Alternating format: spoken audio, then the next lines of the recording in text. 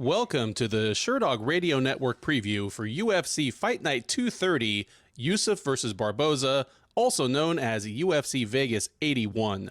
I'm your host, Ben Duffy of Sherdog.com. With me, as always, is Keith Schillen, the executive producer of the Sherdog Radio Network. Keith, how are you doing this evening? I'm doing good, brother. How you doing? I'm doing really well. First things first, a quick apology to our listeners who were hoping or expecting a recap after UFC Vegas 80 on Saturday night. Keith was out of town and I was on Bellator duty, so I could not in good conscience jump on and talk about a bunch of fights I hadn't seen. So we did have to skip that one. I expect that we'll be back to the recap as usual this Saturday. But how was it Canadian Thanksgiving? It is. Well, actually, today's the Canadian Thanksgiving, but I went up to Heartland, New Brunswick, Canada, home of the world's longest covered bridge, to visit the family. All like 900 relatives my wife has. She has the biggest family. I'm no lying. Like Thanksgiving dinner, there was like 30-something people. Like they and we were missing portions of the family. Like, if everyone's there, it's like 40 people. It's like a Bellator postlims crowd. it's like 40 people. Well, I mean, considering that except for you, everyone there was 0-0 as a professional mixed martial artist, it really was like some Bellator postlims. Yeah, the 1-0 guy. Yeah. Yeah. So before I forget, happy Thanksgiving to any of our Canadian listeners. And if you celebrate Columbus Day, I know that's a very controversial one, but if you do in America, happy Columbus Day. And if you've reclaimed it, and it's your Dia de la Raza, whatever you celebrate, whatever crazy holiday you liberals made up. Whatever we made up, it's whatever you guys whatever holiday you're not protesting right now. I'm protesting. I've got just off camera here, I've got like some flags with slogans on them. I got a garbage can lid to like bounce tear gas grenades. I'm going as soon as we're done here. So is Canadian Thanksgiving is like the food and the general traditions like you'd expect from like US? Yeah, it's like everything in Canada. They always copy America and everything. Like they just want to be America so bad. They're like, we're going to copy it, but we're going to do it a month and a half earlier. So that's right. You gotta have it. Outstanding. I said I can talk shit about Canada. I'm married a Canadian, so I love Canada. And you know why I can talk shit about Canada? Is they won't talk shit back. They're Canadian. Yeah. They're like Eeyore. They're just happy to be noticed. Yeah. I mean, you're equal opportunity. It's not like you aren't merciless on the part of the U.S. that you live in. So we'll get to that a little bit. But yeah, sorry, this is getting recorded a day late. That was because I wasn't home, and we didn't want to ask anybody else to have to preview this card. I drove all the way from Canada to here. Like I got here just a little while ago, so drove. That's nothing will stop me from getting to this preview. Not borders, yeah. In terms of this card, is it a Thanksgiving feast? Like, give me your general thoughts on this one. Yeah, I was looking at it. There's a lot of talent. There really is. They're not the biggest names, but there's a lot of matchups that I'm excited about. A lot of guys. I was trying to think about like what would I give a grade, and then it's what it feels like to me. It feels like a really good fight night card that just lost its main event. Like if you put Corey Sandhagen versus Marotte on the top of this card, it's like this is an A card. Yeah, I completely agree. That's the only thing it's missing. And the further you go up the card, I think the better it gets. You've got some people on long win streaks. If Jonathan Martinez can win 6 fights in a row in the bantamweight division, that matters. If Adrian Yanez can get back on track at his expense, that matters. Yeah, that's a fantastic fight. Yeah, Jennifer Maia and Viviane Araújo. Whoever wins that one has a chance maybe to make it to a title shot before it's over. The other one's going to take a step back, and at their age, that's a tough one to come back from. Like the fights matter. And they won't even have Bellator to go to. Restart. No. Reach up their career. Exactly. Unless they want to move up to like 155. Well, they can't even do that now because Larissa Pacheco's back down at 145. There are some debuting fighters, some short notice people that we'll get to when we get to them, where the UFC's just they did what they had to fill the card. But generally speaking, the farther you go up this card, I think the better it gets. Yeah, like that's how a card should go. It's how it should go, but it doesn't always. Not always, but yeah. In your third career as the UFC card ordering honcho, usually you have a pretty heavy task ahead of you. But here, for the most part, I don't even mind the card order. Yeah, you know what? Because I was traveling, I didn't even look at the order. I don't know what the order is. So, I know when I went to the Fight Finder, the Chris Gutierrez fight was pretty low. It's second. Yeah, is that because it was Late thrown in last minute, or is that actual the placement of the card? As far as I'm aware, that's its actual placement on the card. Yeah, that's nuts. Like, you could make an argument that could be co-main event, or up there. That's pretty nuts. Or swap that one with the rerun of the Chairez versus Daniel Da Silva fight, and maybe the card is better as a whole. Yeah, that's on the main card. Yeah, I totally agree. Aside from that, you ready to jump into these? Yeah, let's do it. All right. First up at UFC Vegas 81, the strawweights take the cage, as it is Ashley Yoder and Emily Ducote, both looking to bounce back from two-fight skids here. Yoder, the 35-year-old Californian, is 8-8 overall. She is a frankly dismal 3-7 in the UFC. She is, as I mentioned, on a two-fight losing streak, and she has in fact lost 4 of her last 5. But she's coming into this one off of a little over 2 years away after losing a unanimous decision to Jinyu Fry at UFC on ESPN Hall versus Strickland back in July of 2021. She's back. I was frankly surprised that the UFC hadn't quietly cut her sometime in the past 2 years, but here she is, and she's facing off against Ducote, who is looking to regain some of the momentum she had a little over a year ago. 29-year-old Oklahoman is 12-8 overall. She's 1-2 in the UFC. She came into the UFC off of a scorching hot run in Invicta, won her first fight in the UFC last summer against Jessica Penne, and since then she has dropped back-to-back decisions to Angela Hill and Lupi Godinez. The most recent of those, the Godinez fight, was back in May at the Darren versus Hill Fight Night card, so she's been on the shelf for a little under 5 months. Odds here, unsurprisingly, favor Ducote heavily. She is minus 320. Yoder plus 240 on the comeback. Keith, I feel like I've been on a roller coaster with Emily Ducote. 5 years ago, she was just another woman over in Bellator at flyweight. Then she dropped to strawweight. And because she left Invicta on the back of 2 nasty knockouts that she'd shown no potential for before, and then kind of steamrolled Jessica Penne, I thought, well, is this now a contender? She's still just 29 years old, and I feel like I'm about to write her off again. Tell me whether I'm right or wrong here. And is Ashley Yoder even the person to teach us anything about her? Yeah. There's so many things wrong in that statement. Like, beating Jessica Penne makes you a contender.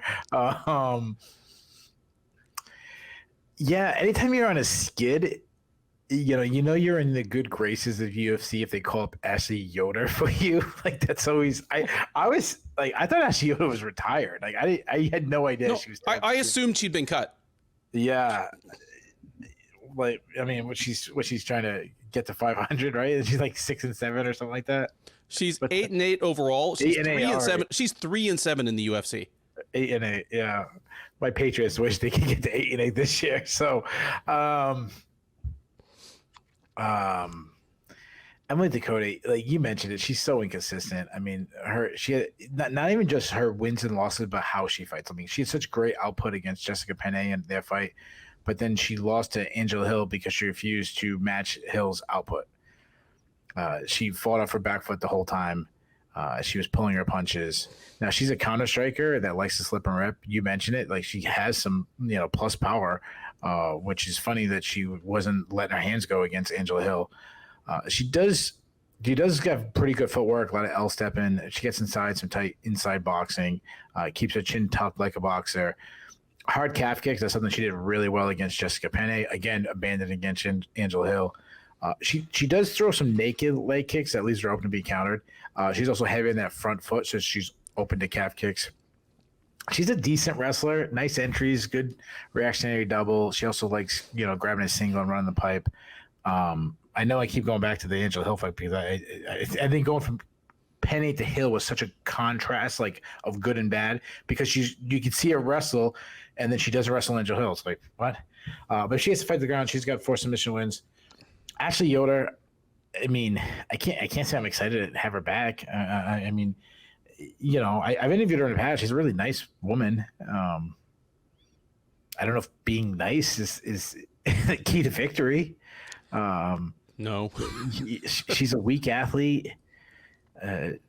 She seems like, what her job at MMA should be is have, when you have that coach, you have the yelling coach, and then you have like the positive coach like that. She should be the positive one. Like, yeah, Emily, like one coach, like, come on, we didn't get all this way just you to not throw your hands. You'd be like, oh, and then I thought you were going to say her job should be like to be like the next Burt Watson and just be on stage during weigh-ins and pat people on the back and like say, we're rolling. Yeah, no, that might actually work pretty well for her too. But I mean, yeah.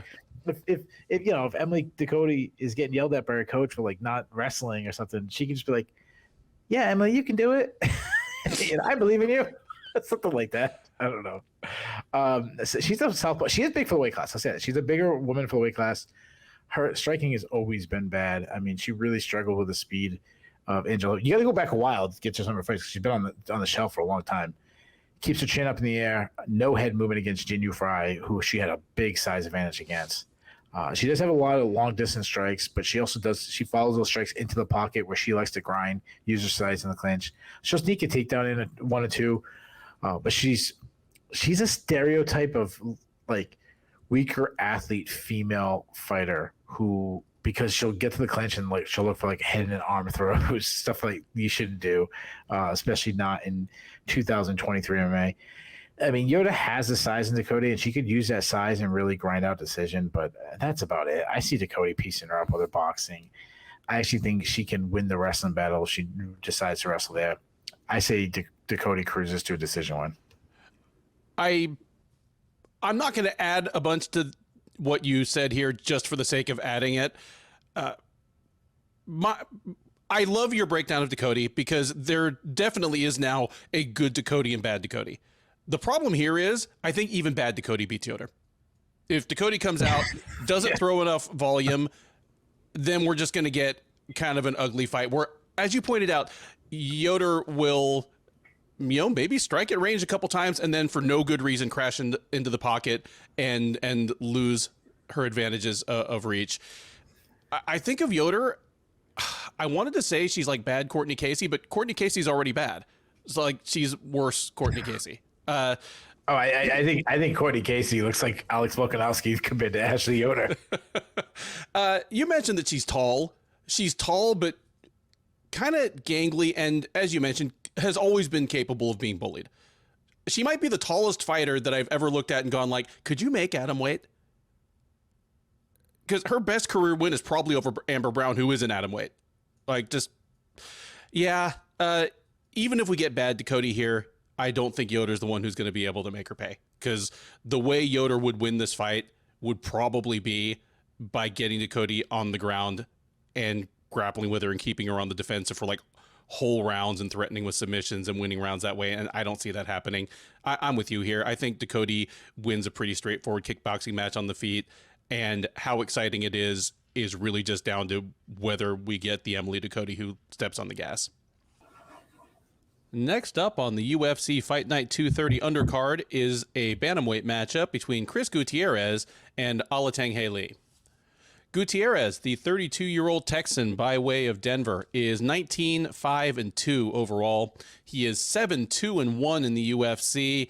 He had been on a 4-fight win streak, a 8-fight unbeaten streak that got him into the fringes of contention in the division before running into Pedro Munoz back in April. He either Munoz found a new lease on life or Gutierrez slipped on a banana peel, however you want to interpret that. But he dropped a unanimous decision. He had been scheduled to fight last weekend at UFC Vegas 80. That fight was scrapped. They apparently told him to stick around Vegas, and they plugged him into this card against Alateng Heili, who had been scheduled to take on Hani Yahya. Alateng, 31-year-old Chinese fighter, is 16-8-2 overall. He is 4-1-1 in the UFC. He is on a 2-fight win streak, those being a first-round knockout of Kevin Kroom last April and a unanimous decision win over Chad Anheliger back in September of last year at UFC 279. So Alateng back in the cage after just a little over a year off. Again, had been scheduled to fight Hani Yahya. Instead, he gets Gutierrez, and recent loss notwithstanding, Gutierrez is a strong favorite here. He's minus 250. Alateng out there around plus 190 or plus 200 as the underdog. Keith, I kind of alluded to it in introducing these two, but will the real Chris Gutierrez please stand up? Is he the guy that was torching people up to and including Frankie Edgar? Or is he the guy that just got confounded by Pedro Munoz in his last outing? And, are we going to learn which it is here against Alateng Heili? I mean, I'd say this is an easier test than it was a week ago. What'd you say the betting line was? Gutierrez is minus 250. Yeah, I'm surprised. I'm not surprised he's the favorite. I'm just surprised it's that wide because, I think it's a slightly tougher matchup. I mean, Gutierrez, yeah, he didn't look great against Pedro Munoz, right? Yeah, it was Pedro Munoz. Yeah, it was Pedro Munoz, and then he was supposed to take on Montel Jackson last night. No, I was thinking for some reason I was thinking Marlon Vera, but it was Pedro Munoz who lost to Marlon Vera, even though that was a very close fight too. Gutierrez, he's a very technical striker, a bit of a point striker. Everything I'm saying, I'm gonna say what I said a week ago, so nothing changed in my notes. He just touches until there's an opening. And even then, he still isn't the biggest power puncher. He uses feints to draw out attacks, to counter. Works behind a jab. He does well to work the body. His kicks are some of the best in the game. I mean, they're really that good. He finished Vince Morales with leg kicks, beautiful step-in knees. We saw that against Frankie Edgar. He uses movement to get his opponents to kind of chase him, but he can fight too much off his back foot. I mean, that's what happened against Pedro Munoz. He was pressured. And was having a hard time countering because he was too busy on his back foot. He's a weak defensive wrestler. Going back to the Cody Durden fight, Cody Durden took him down, and he doesn't really wrestle too much himself. Now, move on to Alateng Heili. He's a good striker. I mean, he looked incredible against Chad Anheliger in his last fight. Great at just slipping out of range, landing some shots himself. Very accurate, fast hands, works behind a good jab. I love his right hand. I love that he works the body. He has power. He starched Kevin Kroom, and not that that's the best win or anything, but showed that he can starch guys, mean leg kicks. It's going back a while, but one thing he did struggle with a lot of the movement from Casey Kenny, trying to catch him. He struggled with that. He also doesn't check leg kicks. Kenny murdered him with leg kicks. He's pretty durable. He took a beating from Kenny and continued to bring it. He will wrestle a little bit, like snatch singles and everything, and his takedown defense is okay. This is a really good matchup. I think the betting lines are way off. I think I was flip-flopping a little bit on this one. I am going to go with Gutierrez simply because of the leg kicks. And until I see Alateng Heili check leg kicks, and he's going against, like I said, it was a while ago, but Casey Kenny has such success with the leg kicks. Gutierrez is even better leg kicker than that. So I think it's going to be a close battle, but I'll go with Gutierrez due to the leg kicks. Give me Gutierrez. Like I said, I'm not very confident. I'll go by split decision. I'm with you on this one. The two things that stood out the most to me in kind of analyzing these two against each other are that I expect Gutierrez to be the visibly bigger, stronger guy in the cage, and that Gutierrez has very good leg kicks that he usually throws plenty of, and Alateng Heili has not demonstrated himself willing to check leg kicks. Those two things do tip this in his favor for me. But I agree with you that it feels like a closer fight to me than 2.5 to 1. But yeah, give me Gutierrez by decision as well. Next up, women's bantamweights take the cage as Irina Alekseeva looks to go 2-0 in the UFC against Melissa Dixon. Alekseeva, the 33-year-old Russian, is 5-1 overall. As I alluded to a moment ago, she is 1-0 in the UFC. She made her debut back in April at the Song versus Simone card, knee-barring Stephanie Edgar in the first round. She will look to go 2-0 here against Dixon. 32-year-old Englishwoman is a perfect 5-0 as a mixed martial artist. She's fought kind of all over Europe, continental Europe as well as the UK. She is a slight favorite. She's minus 150, Alekseeva plus 125 on the comeback. I suppose I need to take my medicine here because we both kind of had a little bit of a laugh at Alekseeva's expense coming into her UFC debut. I, in particular, feel like I was kind of dunking on her a little bit. I mean, she's built like a human dachshund. She's got this incredibly long torso and these short arms and legs. She goes by the Russian Ronda, and you watched her on the regionals. She was a first-round armbar specialist who didn't have much of a plan B. She looked like a poor woman's Yulia Stolyarenko, and I thought, okay, I'm not all in on Stephanie Edgar, but she's absolutely not going to do that to Stephanie Edgar. And what does she do? She rolls in 5 pounds heavy, knee bars Stephanie Edgar in like 2 minutes, just leaves me looking like a jackass. So I don't know whether Irina Alekseeva is for real or not, but she's still here, doggone it. And this is kind of an interesting style matchup. Melissa Dixon, there must be a factory somewhere in the UK that cranks out Molly McCann clones, because she's not terribly athletic. No. She presents as a boxer, and kind of like McCann, she overcomes that lack of natural athleticism and frankly lack of natural power just by being tough, willing to move forward, willing to throw enough volume to at least force her opponent, okay, do something about this or you're going to lose this round. She's not a good wrestler, but if she lands on top, she's fairly heavy on top and has surprisingly good ground and pound. That would have been my entire scouting report on Molly McCann if you'd asked me 3 years ago. That's Melissa Dixon. But in the same way that I said, Alekseeva, she's been doing this against badly overmatched competition. Same thing for Dixon. She has not been fighting the cream of the crop of European regional bantamweights. Here, it's kind of a classic style matchup, I guess. Can Dixon stay on her bike and throw enough volume, hit Alekseeva enough to win rounds, maybe actually hurt her? Or is Alekseeva going to be able to blitz her with, her ground attack? I still questioned Alekseeva on the weight thing. I questioned it coming into her UFC debut because she fought primarily above 135 pounds in Russia and in the CIS.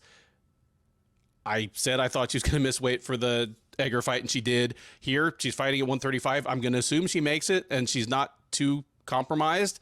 And in a fight between two fighters, neither of whom are great, I go back to my memory of single-digit UFCs. If neither of the fighters knows exactly what they're doing, chances are it's going to end up on the ground at some point. And if it does, I think Alekseeva's got enough to probably tap Dixon out. I learned my lesson there. So give me Irina Alekseeva by first round submission here in what I guess is a slight to moderate upset. But yeah, the amount of tape on both these women is short. Neither of them has too much upside, even by the standards of the women's bantamweight division, which is not great right now. But for now, Irina Alekseeva goes 2-0 in the UFC. Yeah, I'm sorry if you guys saw me talking off camera as you were talking. Some some kid toy, something was making a bunch of noise. I was screaming at my wife to come get it. So that's why I was looking that way. So Dixon is the favorite? Dixon is the favorite, man. She's minus 150. Alekseeva plus 120, plus 125 or so. Yeah. What a terrible fight this is. It's bad, man. Yeah, obviously, Alekseeva, the first thing is, I'm worried about her missing weight, as she has in the past. She's obviously a very big fighter. She's long and lengthy. She's a bit of a pressure fighter. She throws a lot of hard looping shots. Definitely a brawler. Got some mean kicks, hard kicks to the body, though she will throw naked leg kicks. But she wants to close the distance. She wants to use her size. She wants to grind the clinch. She's got a judo background. She's got a sambo background. Likes throws, likes foot sweeps. She will shoot him a takedown, but often it's without a setup, kind of too far away. But she's a submission threat. I mean, it's not pretty how she gets it there, but I mean, she likes scarf chokes, knee bars. If she gets on top, she got some mean ground and pound. Melissa Dixon, it's not very, it's hard to have confidence in someone making the debut at 32 years old. She's like smaller for the weight class, especially next to Alekseeva. She's a bit stiff on the feet, throws a lot of single strikes, lacks head movement, avoids strikes by backing straight up. She does have some pop in her hands. I'll give her that. She will wrestle, and she advances position on the ground, but she has no subs. She likes to close the distance just by grabbing and looking for body locks. Go back to her last fight. She was getting pieced up on the feet in her last fight, and I thought the stoppage was terrible. Like she got on ground and pound and just had thrown like 2 or 3 punches, and the referee just jumped in to stop the fight. Sure, it was like a regional scene, and the camera was on the other side, so maybe there was more damage going on than I could see. But it's worth mentioning that if you're talking about the Daria Zheleznyakova fight, the UFC signed both of them, and Zheleznyakova was actually supposed to debut on this card further up the card before she had to withdraw. So somebody agreed with you. Yeah. So, I don't know. I mean, I give a lot of people credit who does setting lines for a living, and then obviously I know they do tons of research and understand the betting system way better than I do. I can't see putting negative 150 on Dixon against really anybody. Alekseeva is bigger than her, and I think she hits harder. When Dixon closes distance, I think Alekseeva is the more technical grappler. I mean, she goes for some high fun stuff, but I would say she's going to hit it. I'm going to say she locks submission. I'm with you. I'm going with Alekseeva. I'm going to say she gets a submission in the very first round. All right, there we go. Our first unanimous upset pick of the night.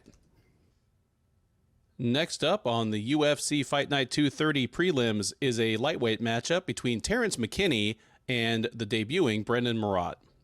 McKinney, the 29-year-old Washington State native, is 14-6 overall. He is 4-3 in the UFC. He is coming into this fight off of a win. He knocked out Mike Brendon back in August in just a minute and a half. That was at UFC on ESPN, Luque versus Dos Anjos. That got him back on track after losing his first 2 fights of the year against Ismail Bonfim and Nazim Sadikov. McKinney will try to even up his tally for the year at 2-2 and take one step closer to his stated goal of fighting 5 times this calendar year. He had been scheduled to take on Chris Duncan on this card. Duncan fell off the card a little while ago. The UFC had been looking for a replacement ever since, and it was not until Sunday afternoon of the week before fight week that they finally found someone, and it is New England regional standout ish, Brendon Marotte. Marotte, 26-year-old New Hampshire native, is 8-1 overall. He is coming into this fight on a 3-fight win streak, all in the Combat Zone promotion. He fought most recently on August 26th, so that sounds like a slightly short turnaround, but that's right around the same time that McKinney fought for the last time. There are no odds available for this fight as of when we're recording this on Monday of fight week, but once they come out, my guess would be that McKinney's going to be a whopping favorite. Don't be surprised to see him at minus 500 or minus 600. And that reflects something that Keith said to me off camera before we started recording. It will reflect the bookmakers' belief that McKinney's going to be able to finish this within the first 3 minutes, because this fight becomes treachery if it goes much beyond that. At this point, I think we know what Terrance McKinney is. He is a lightning strike offensive finisher on the feet as well as on the ground, who is defensively susceptible, as a questionable gas tank.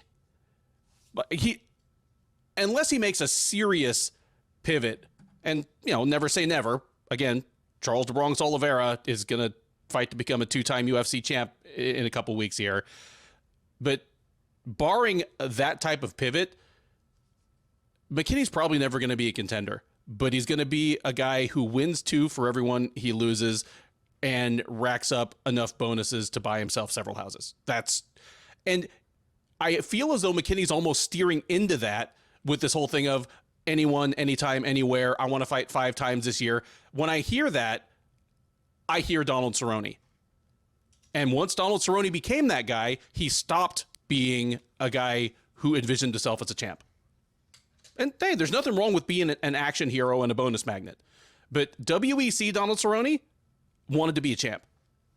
He ran into the kind of Benson Hendersons of the world, came over to the UFC, won a couple bonuses, and he was like, you know what? I owe a lot of people a lot of money. Why don't I just start fighting anyone, anytime, anywhere? And he carved out a career for himself out of it. That's the direction McKinney is headed. I mean, McKinney came real close to starching Drew Dober in the first round. We would have a different story about this guy right now if 18 months ago it was a fight of inches. You remember this one? It was about the most fun 3 minute. Yeah, it's about the most fun 3-minute fight you'll ever see. And I think you say that's the most fun 3 minutes you ever had in your life. I'm like, well, I'm a married man. Same here, twice. So the only question for me here is Brendon Marotte the kind of guy who can follow the clearly delineated routes to beating Terrance McKinney? Because McKinney wants to finish the fight fast, and in his eagerness to do so, he will leave himself open. He was so eager to finish Drew Dober that he left himself wide open, let Dober back into the fight. Is Marotte the kind of guy that can do that? Is Marotte the kind of guy that can stay calm even if he's getting 10-8'd and make it to a second round and test McKinney's gas tank? Show McKinney to be a little bit of a front runner. The answer to all those questions for me is no. I watched, he's got 9 career fights. I watched at least portions of I think 6 of them, most of the ones in combat zone. I mean, he's not huge for the division. He hits pretty hard because he swings pretty hard. He's more opportunistic and more sound on the ground than you would expect of a guy with just 1 career submission, but he's super defensively open himself. Like, bad fighters were lighting him up. He had to come back to win against Dan Dubuque. Well, his 1 career loss is to Adley Edwards, and that kind of brings things full circle because I'm pretty sure that's who McKinney killed on the Contender Series to get into the UFC. I'm not saying MMA math is perfect, but it's great that Marotte has made it to the UFC, and now that he's here, having stepped up on short notice, I'm sure he's going to get at least 2 fights, maybe 3. Well, hell, we're about to talk about Daniel De Silva's 6th UFC fight, so who knows? And hats off to Tyson Chartier of New England Cartel for becoming kind of the new Glory MMA and Fitness in terms of, hey, I've got a guy ready if you need someone to step up on short notice. I'm not saying that Chartier has anything in common with the Glory MMA and Fitness guys on any other fronts. I'm just saying, as a guy who can tell prospective fighters, hey, you come fight.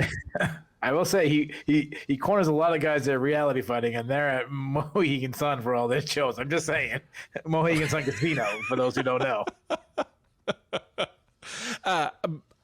But hey, as a thing for him to be able to say to his fighters, hey, you come train with us for a year or 2, win some fights in Combat Zone or NEF or whatever, and my phone rings from Sean Shelby and McMahon, I can get you into the UFC. That's pretty cool. I don't know if Brendon Marotte is going to be feeling like he was done any favors here about halfway through this first round, because I've got McKinney starching him.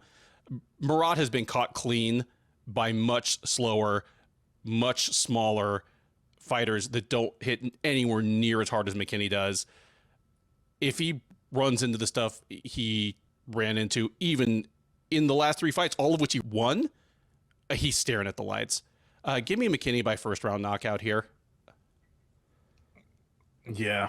So I got to ask you. So you said that Donald Cerrone's owed people money, so he started doing a lot of fighting. Is that like the new, so women go into stripping, men go into fighting? Is that what we do? With your money? It just changes their approach to fighting. Maybe he became the stripper that gives handies in the back room. I don't know. All right. Up to Terrance Bambi McKinney.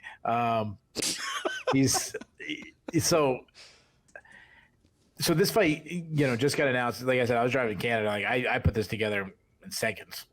So, McKinney, I feel like we broke this guy down, $1 million times in the last 2 years. Southpaw, very explosive, long distance striking, quick hands, hits hard. I like that he works the body. You mentioned it. I mean, he comes out like a cannon, very fast starter with serious KO power. Even in losses, like you mentioned, he almost starched a guy like Drew Dober. The issue is he's constantly trying to get a walk-off KO every time. He also really extends on his punches because of that. He can make the mistake of throwing shots from his hips and kind of leaving him open to counters. And that's simply because he just fights like a berserker. He needs to get the stoppage because he tends to fold as the fight goes deeper. He tends to check out in the first round. We've accused him of this in the past. He's a little bit of a front runner. As far as his kicking game, I think that's his best part of his game. Hard push kicks, lots of high kicks, crushing high kicks. Can battle in the clinch. He beat up Eric Gonzalez in the clinch. He's got a wrestling background, junior college wrestling All-American, really fast entries, turns the corner well, looks to advance on the ground, hard ground hound. Got 7 sub wins. He subbed Eric Gonzalez. The problem is he tends to gas out, even in wins.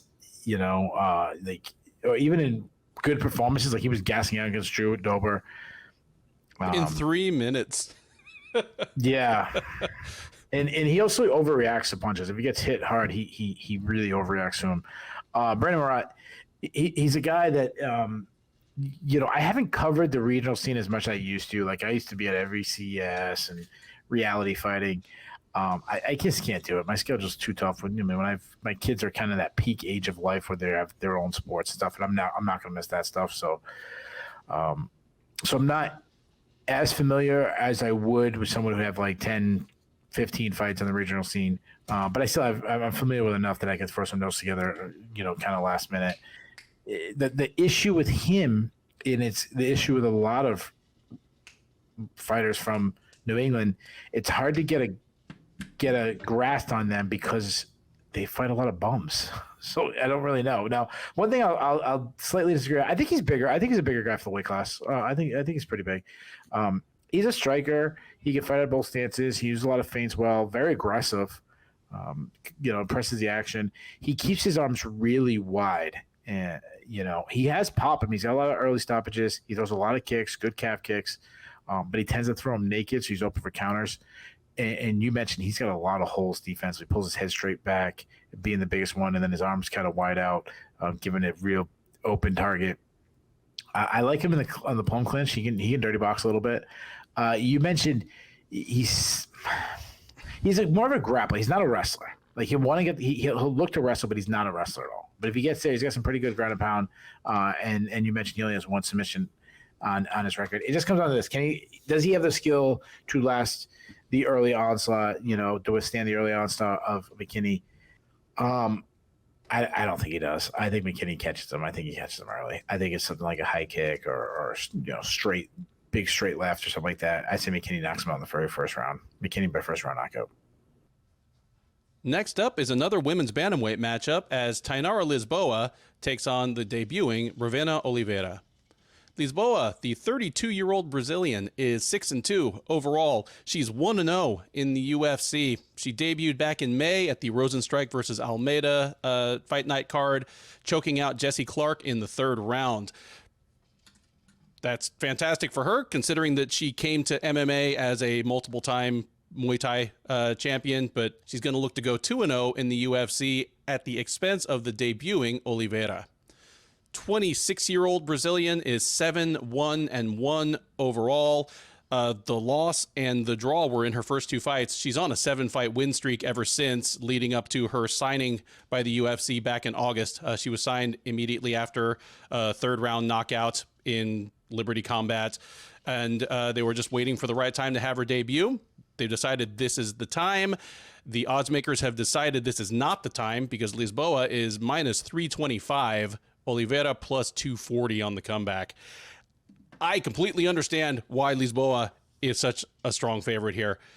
For all that we kind of talked about Brendon Marotte just now and left over talking about Irina Alekseeva now that this is her 2nd fight in the UFC, Ravena Oliveira has one of the most inflated records of any UFC debutante I can remember. Like I said, she had a draw and a loss in her first 2 fights. She's won 7 fights ever since. 7 in a row. These are the records of those opponents.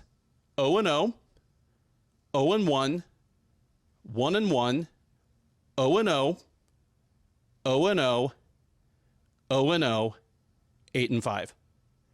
So as recently as 2 fights ago, where she's 6-1-1, they are still matching her up against 0-0 fighters. It is ridiculous. And when you watch her, she presents as a Muay Thai style striker for sure. The stance, the kicks, but everything is wide and sloppy.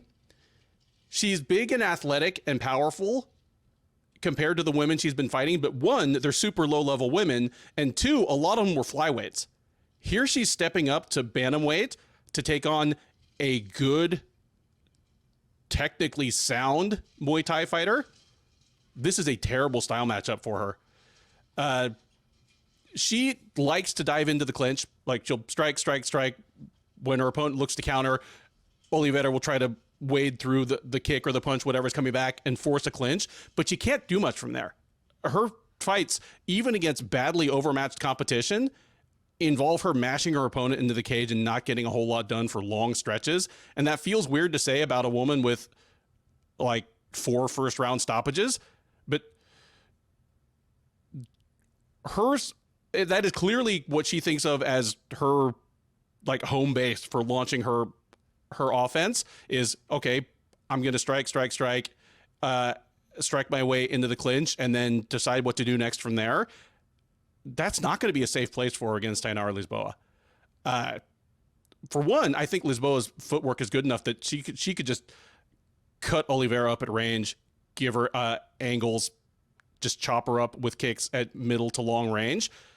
But if they decide to clinch, Lisboa's going to be bigger, stronger, and has proven to have a surprisingly decent ground game. I think Lisboa just tosses her to the ground the first time Oliveira tries to grab hold of her like that. Yeah, I think this is going to be a massacre.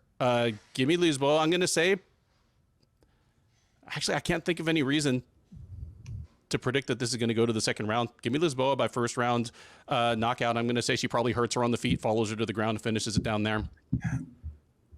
Yeah, Lisboa, she's a problem. Like I wasn't too sure about it heading into her UFC debut. I mean, I know we both picked her over Jessica Rose Clark, but some of that had to do with just fading Jessica Rose Clark, because it wasn't she wasn't facing the best competition. She wasn't there wasn't a lot of film on her. But what I've seen of her, I mean, she looks good. I mean, well rounded. She's a Muay Thai striker, but with an MMA style. She does a lot of L-stepping. She's got some quick hands.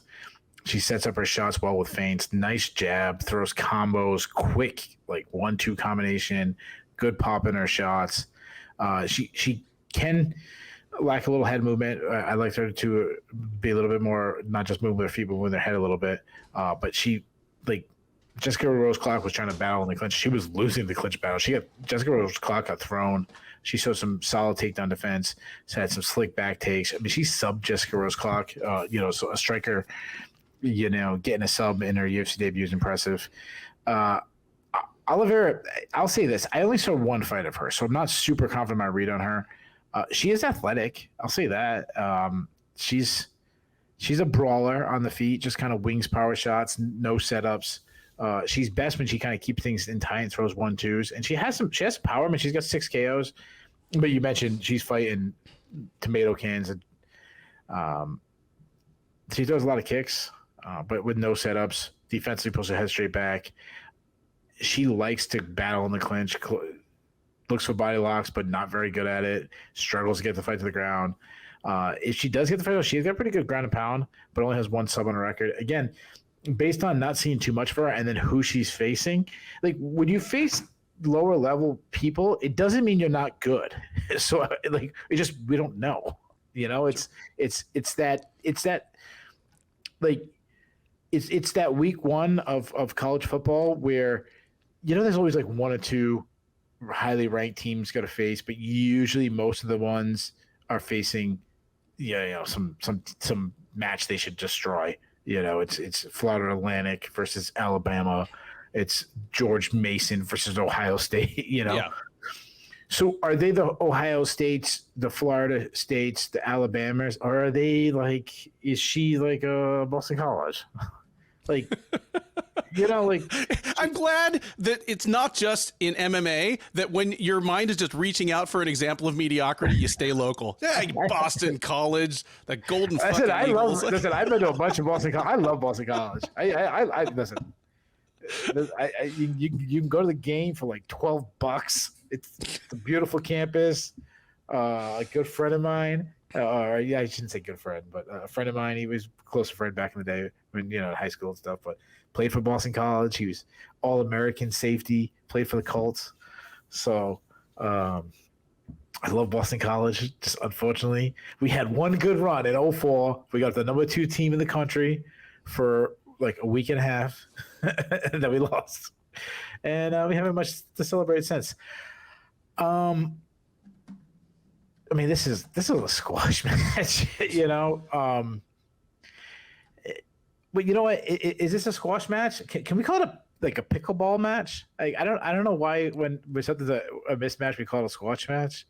I don't know jack shit about pickleball, but I know it's really popular. So I don't know if that's gonna help us get that in the search engines for this. Get our views up. But I think it's popular among old people. I think it's supposed to be on me to go figure out what this pickleball shit is. That's it. You're officially in the pickle. I might be the pickleball age too. So,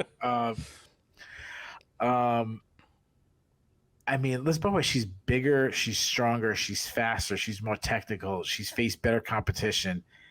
I think Oliveira should, try to close the distance, wrestle. But I've seen Lisboa pretty decent, and she's got a sub in her first win. If she stays on the outside, she's going to get pieced up. I think it's going to happen. I say Lisboa knocks her out. Lisboa is a promising prospect. I think she moves to 2-0 in the UFC. Give me Lisboa by first round TKO. Next up at UFC Vegas 81, and at least as the card is currently constituted, the top prelim is a featherweight matchup between Darren Elkins and TJ Brown. Elkins, the 39-year-old Indiana native, is 27-11 overall. He is 17-10 in the UFC. He is coming in off of a loss. He dropped a unanimous decision to Jonathan Pierce at UFC on ESPN Thompson versus Holland back in December. So he'll be looking to bounce back from that in his first appearance of this calendar year, and he draws the assignment of Brown. 33-year-old Arkansas native is 17-10 overall. He is 3-4 since joining the UFC out of the 3rd season of Dana White's Contender Series. He also was coming in off of a loss. He got choked out by Bill Algeo at the Holloway versus Allen Fight Night back in April. So 2 gentlemen here looking to bounce back from recent setbacks. Keith, who's the favorite in this fight? Brown. You are correct. TJ Brown is your favorite, and it's not close. TJ Brown is -200. Elkins plus 160. Wow. It's still TJ Brown. It's still TJ Brown, and it's still Darren Elkins. Here's the thing. Right. Darren Elkins, you can draw a straight line from like Darren Elkins through Tim Means through insert name of grizzled fighter here who's still fighting pretty well in his late 30s or even as he pushes 40. And it's for a lot of the same reasons. And honestly, unless he gets knocked out a ton and just really goes off a cliff, stick Paul Craig in this category 5 or 6 years from now. Paul Craig is a guy whose game could probably be made to work until he's pushing 40. Elkins is big. He is unbelievably tough, and he's got a game that never ran on fast twitch athleticism, so he's been able to keep a certain standard even as his physical gifts have left him behind. It's an embarrassment to me. Like, if you're watching our show right now on YouTube and you look at the picture of Darren Elkins below, it is to my personal shame that we didn't find a picture where he is covered in blood, because that's what Darren Elkins actually looks like. I'm not even sure that this guy beneath me here is Darren Elkins. Darren Elkins, his route to victory is a known thing. He usually gets hurt a little bit in the early going, and it's not because he wants to. I mean, he grins about it afterwards, but it's mostly because he's pretty hittable on the feet, and he's often fighting a fighter who's faster than him and can just beat him to the punch. But he has great cardio, he pushes a great pace, and he's an underratedly good wrestler who turns to his wrestling later once he feels like his opponent is starting to flag. Like, there must be nothing worse than, being late in the second round of a fight against Darren Elkins where you won the first round, but you're tired and he's grinning at you with his face full of blood and you know what's coming for the next 7 minutes of your life. Question to me is whether Elkins can do that to Brown. And I'm kind of leaning towards he can. Brown at the UFC, and Brown on the regional level in the Midwest was a submission machine. But at the UFC level, he's had to be opportunistic about it because he doesn't really seem to have the wrestling to get fights to the ground on his terms. So sometimes he gets stuck on the feet against a fighter that's just longer, faster, a better hitter than him. Or sometimes the fight doesn't go to the ground until the other guy wants it there, and it's not to his advantage, like it did against Bill Algeo, who's just bigger, stronger, better grappler. I don't see Brown being able to do TJ Brown things to Darren Elkins here. I'm kind of surprised that Brown is a 2-1 favorite because I've got Elkins in this fight. There's always the chance that at 39, going into his 28th or 29th UFC fight, having been in the ridiculous number of wars he's been in, that this is the one where Elkins drops off that late 30s plateau and really just goes off a cliff. Like, if Brown hits him with something that seems glancing in the first round and Elkins is all of a sudden on skates, like eyes looking in two different directions, then you will know that this pick is dead wrong. But I've got Elkins in this one. Give me Elkins to maybe survive a scare early. Maybe Brown can get Elkins on the ground in the first round and can, take his back or take mount or have him on the defensive for a lot of the first round. Or maybe Brown just does clock him in the first round. But give me Elkins to survive, pull ahead late. And I'm going to say he wins the decision probably by winning the second and third rounds. But I mean, never put a late submission or late ground and pound TKO out of the realm of possibility. But yeah, I've got Elkins here in what looks like, I guess, a major upset. Yeah, Darren fucking Elkins. Indeed. Oh man, I love and hate this fight at the same time. I just hate. I hate picking Darren Elkins fights because my brain says one thing, my heart says another thing. I mean, the guy's 39 years old, but he's not. He's like, I've said this before, he's like 100 years old in fight years. Yeah. He talked about him being covered in blood. If you wanted Darren Elkins as a costume, they'd say it was like too scary to wear at school or something. Like, oh, go put the saw mask back on or scream mask, because Darren Elkins is that's too dangerous. He's a poor athlete, but with just the most legendary toughness. I mean, like he's too tough for his own good at this point of his career. I mean, he can take a beating. The Lamas fight was just his own personal Kane versus JDS. Oh, I know. I hate doubting the guy, because I mean, he just somehow keeps doing it. But he just marches forwards, doesn't have a lot of weapons. I mean, just a guy who beats you with cardio and toughness. He's slow. He throws arm punches.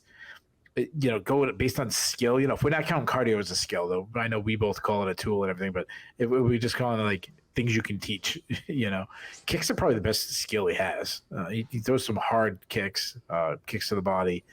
What worries me, and I know I keep going back to this, is just his durability. I'm worried about how smoked he got by Cub Swanson, an aging guy himself. Now, he's a solid wrestler. He's relentless to get to the fight to the ground. He's got smother and top control. He's a wrestler who the wrestling gets better as the fight goes on. As he's just an ultimate builder. He's got some pretty good ground and pound, cardio to go all 15 minutes. With TJ Brown. TJ Brown's a wrestle boxer. His boxing has improved over the years. He's got fast hands. He works behind a jab. Throws a lot of power shots, hooks, crosses. Does have power. Good kicking game. Nice high kick. The problem is I should have said his offensive striking has got better. He's never gotten better defensively. He has huge defensive issues. His chin is too high. He's not very durable. He's been hurt. Seems like every fight, even in wins. He's a good wrestler, but he hasn't wrestled as much lately. A little bit of a wrestler that has kind of fallen in love with his hands, which isn't great. But when he does wrestle, he's got fast entries. He chains attempts together well. Strong top game. Good ground and pound. He's a good submission artist. He loves that traditional wrestling head and arm choke. Constantly chasing submissions that transition to one or the other, but he will lose position chasing subs that aren't there, and he has been subbed himself in the past, so that's concerning. Man, I'm so torn on this fight. A prime Darren Elkins mauls Brown. I think Brown is the perfect guy for Elkins. A guy who's going to wrestle but not going to be able to wrestle the whole time like Elkins will. A guy that has defensive issues. It's just, is Elkins shot or not? And it's a big maybe. Skills-wise, Brown is better. Intangibles-wise, Elkins is better. So it's like that battle going on with my heart and my brain. When I say my heart, I don't mean like I'm rooting against Brown or I have something against Brown. It's just more of that like, yeah, he shouldn't be able to do this, but somehow Darren Elkins does it. Against my better judgment, I'm going to go with a younger, more skilled guy. I'm going to say Brown by split decision with zero confidence in this pick. I feel like I've already got it wrong, going against our guy. How long can this guy do it? And he's looked really, really bad lately. This will be the test. This will be the one if he shot. If he can't beat Brown, he's done. I'm going to guess that he's done. I'm going to say Brown by split decision. All right. Keith closes out our prelims preview on a sad, somber note. Yeah, I feel bad for even making that pick. The 6-fight main card of UFC Fight Night 230 begins with a bantamweight matchup between Christian Rodriguez and Cameron Saaiman. Rodriguez, the 25-year-old Roufusport export, is 9-1 overall. He is 2-1 since joining the UFC as a veteran of the 5th season of Dana White's Contender Series. He won on the Contender Series, but was not signed immediately. He was signed like 6 months later, lost his UFC debut to Jonathan Pierce. Since then, he has won 2 in a row with a first-round submission of Joshua Weems and a pretty lopsided decision over super prospect Raul Rosas Jr., spoiling the undefeated record of the 18-year-old phenom. He will look to do the same, or at least spoil another undefeated prospect's record against Saaiman. 22-year-old from South Africa is a perfect 9-0 as a professional mixed martial artist. He is a perfect 3-0 since joining the UFC out of the 6th season of the Contender Series. He has wins over Steve Kozlow, Mana Martinez, and Terrance Mitchell. The most recent of those, the Mitchell fight, was at UFC 290 back in July. Perhaps looking at Rodriguez's handling of Rosas earlier this year, the odds makers have installed him as the favorite, despite Simon's red-hot prospect status, undefeated record. Rodriguez is a moderate favorite here. He is minus 160. Saaiman out there around plus 130. I understand, and we talked about this because we have previewed a Raul Rosas fight since then, that there's a certain element of the fandom that gets gleeful whenever a hyped prospect, especially a hyped young prospect, a high schooler. Yeah, a literal high schooler takes their first loss. And yeah, same thing happened, obviously, when like Sage Northcutt took his first loss in the UFC. Paige Van Sant. Yeah, it's just, it happens when just bitter old men are mad that someone half their age is accomplishing things. Yeah, Sean O'Malley. And with Sean O'Malley, I could see some reasons that he would bug some people. But not Sage Northcutt. But not Sage Northcutt. He's a real life like Ned Flanders. Yeah. He's a Tim Tebow of MMA. I would agree. That was a guy in the NFL that would hate it on. I'm like, guy building hospitals in the offseason. Oh, what a terrible human that guy is. No, completely with you on that. Nonetheless, it was eye-opening to see Rodriguez kind of pull apart Raul Rosas Jr. He beat his ass. The problem for me is that he lost the first round, came back and won the second, and then won the third round so badly that a couple of people, like myself, I think I probably scored it a 10-8 for Rodriguez. But Rodriguez missed weight for that fight. And if you won by out cardioing somebody after losing weight, it does take a little shine off it, even if he only missed it by 1 pound. Here, I mean, I'm gonna kick this one to you. I was surprised to find him as the favorite here over Saaiman. Let me know how you see this one going. Yeah. This is a fight I'm very interested in. I think there's a good storyline with both guys. I mean, one thing that kind of got buried in the lead is Saaiman's also like, he's not, he's not a high schooler, but he's only 22 himself. So, I love that. He's a southpaw that can fight out of both stances really well. He's a really good striker, high volume. He's a kickboxer, and he tends to stand right in front of his foe and batter with him, kind of just like, let's throw down. And it's a little bit of playing with fire because he makes him a little bit of a target, but he's got the volume and the toughness to match it. He's really fast, attacks with combinations. I love his straight left. I love his check right hook from the southpaw stance. A lot of variety in striking. He does well to draw power out, by sitting on his punches. He's not even at the age where he's kind of coming into his power. Good kicking game. He likes spinning back kicks. He's a decent offensive wrestler, more of like a grappler, winning scrambles kind of guy. He's a weak defensive wrestler, but he is hard to hold down. He showed that against Terrance Mitchell, and then if he's on top, he's got some really mean ground and pound. He's got a good guillotine, and he's got really good cardio. Now move over to Christian Rodriguez. He's not a great athlete. That's why he lost early against Rojas. He's a cardio guy. He's a pressure boxer with high volume, high guard defense. Go back to the Stephen Pierce fight. He hurt him a couple times with his overhand right. Good step in elbows. I like that he rips the body. He was doing that to Rojas. Okay offensive wrestler, weak defensive wrestler, but he's got a really strong guillotine. He almost caught Jonathan Pierce with that guillotine. He subbed Joshua Wims with an anaconda choke in that match.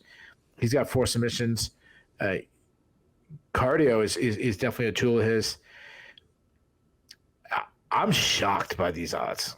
You said, well, given was the exact Rodriguez was a favorite. What was the exact minus 160? Saaiman plus 130. I'm shocked. I don't look at the odds. Right. I thought Saaiman was going to be negative 200, negative 230 or something like that. I think he's better than Rodriguez everywhere. I think he's a better athlete. I think he's faster. I think he's more explosive. I think he's a better boxer. I think he's a better kicker. I think he hits harder. I think he's got a better grappling. I don't know if he's a better wrestler. I think Saaiman Styles on him. I think he batters him on the feet. I think he finishes him with a flurry on the ground. Give me Saaiman by second round TKO, and I guess a pretty big upset. Yeah, I was surprised as well. I honestly, if you'd asked me to guess, I would have guessed that Saaiman was going to come in around minus 200, and I would have either talked first or presented it to you as, okay, make a case for how the underdog Rodriguez wins. Can he pull off the same thing he did against Raul Rosas Jr.? And instead, I crack open. I'm like, whoa, Rodriguez is the favorite. I feel the same way you do. Rodriguez right now is, I mean, he's a good fighter. He belongs in the UFC. Bantamweight's an incredibly deep division, but I think he's a guy that's going to stick around for a while and win more fights than he loses. So this isn't me talking him down. It's just that I'm cautiously sold on Saaiman so far. You mentioned that Saaiman's style leads him into unnecessary firefights. Like, I mean, to compare him to someone that we already mentioned in this segment and another bantamweight super prospect, now contender, if you ask Sean O'Malley what his perfect fight is, it takes place at outside range and he didn't get touched. Like, his rainbow colored braids are not even messed up a little bit and the other guy's out. That's not Saaiman's perfect fight. Saaiman wants the Dustin Poirier fight where bullets are flying in the pocket and all of a sudden the other guy drops like a marionette whose strings got cut. Yeah.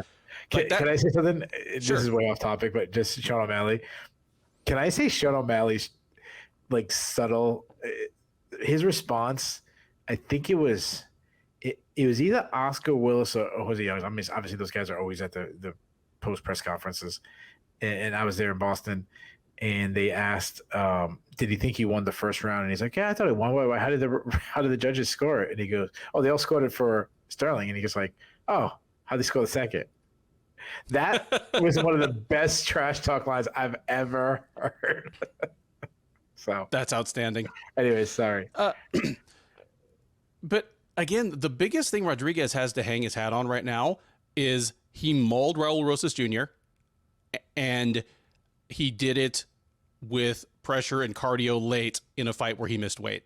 So his biggest achievement so far has a little bit of an asterisk next to it.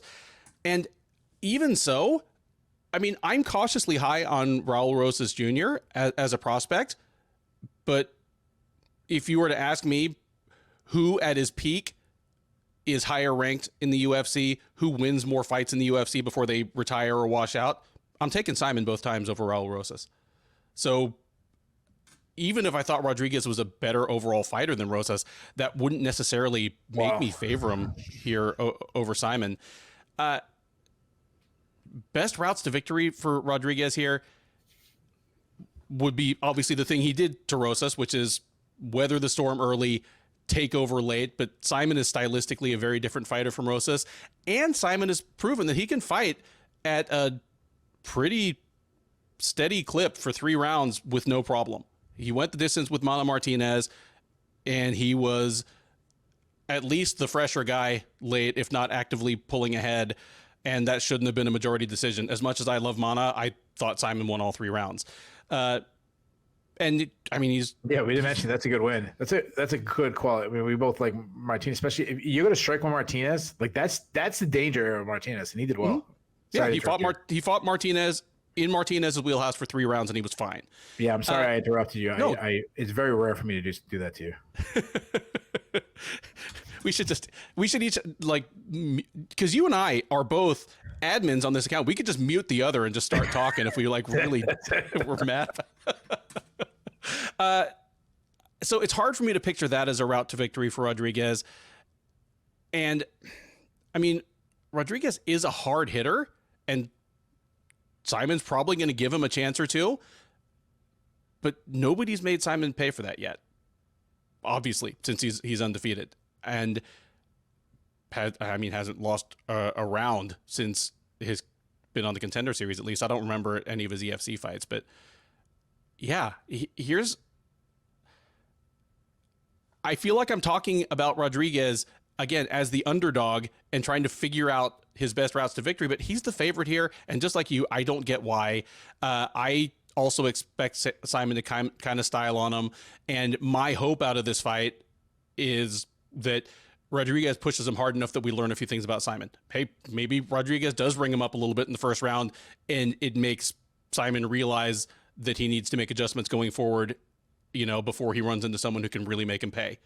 Or maybe Rodriguez is the fresher guy late, and he's really leaning on Saaiman, takes him down, and you know, we learn that that's a vulnerability that could be exploited by future opponents. But for now, this Saturday, I've got Saaiman big time as well. Give me Saaiman in a very one-sided decision.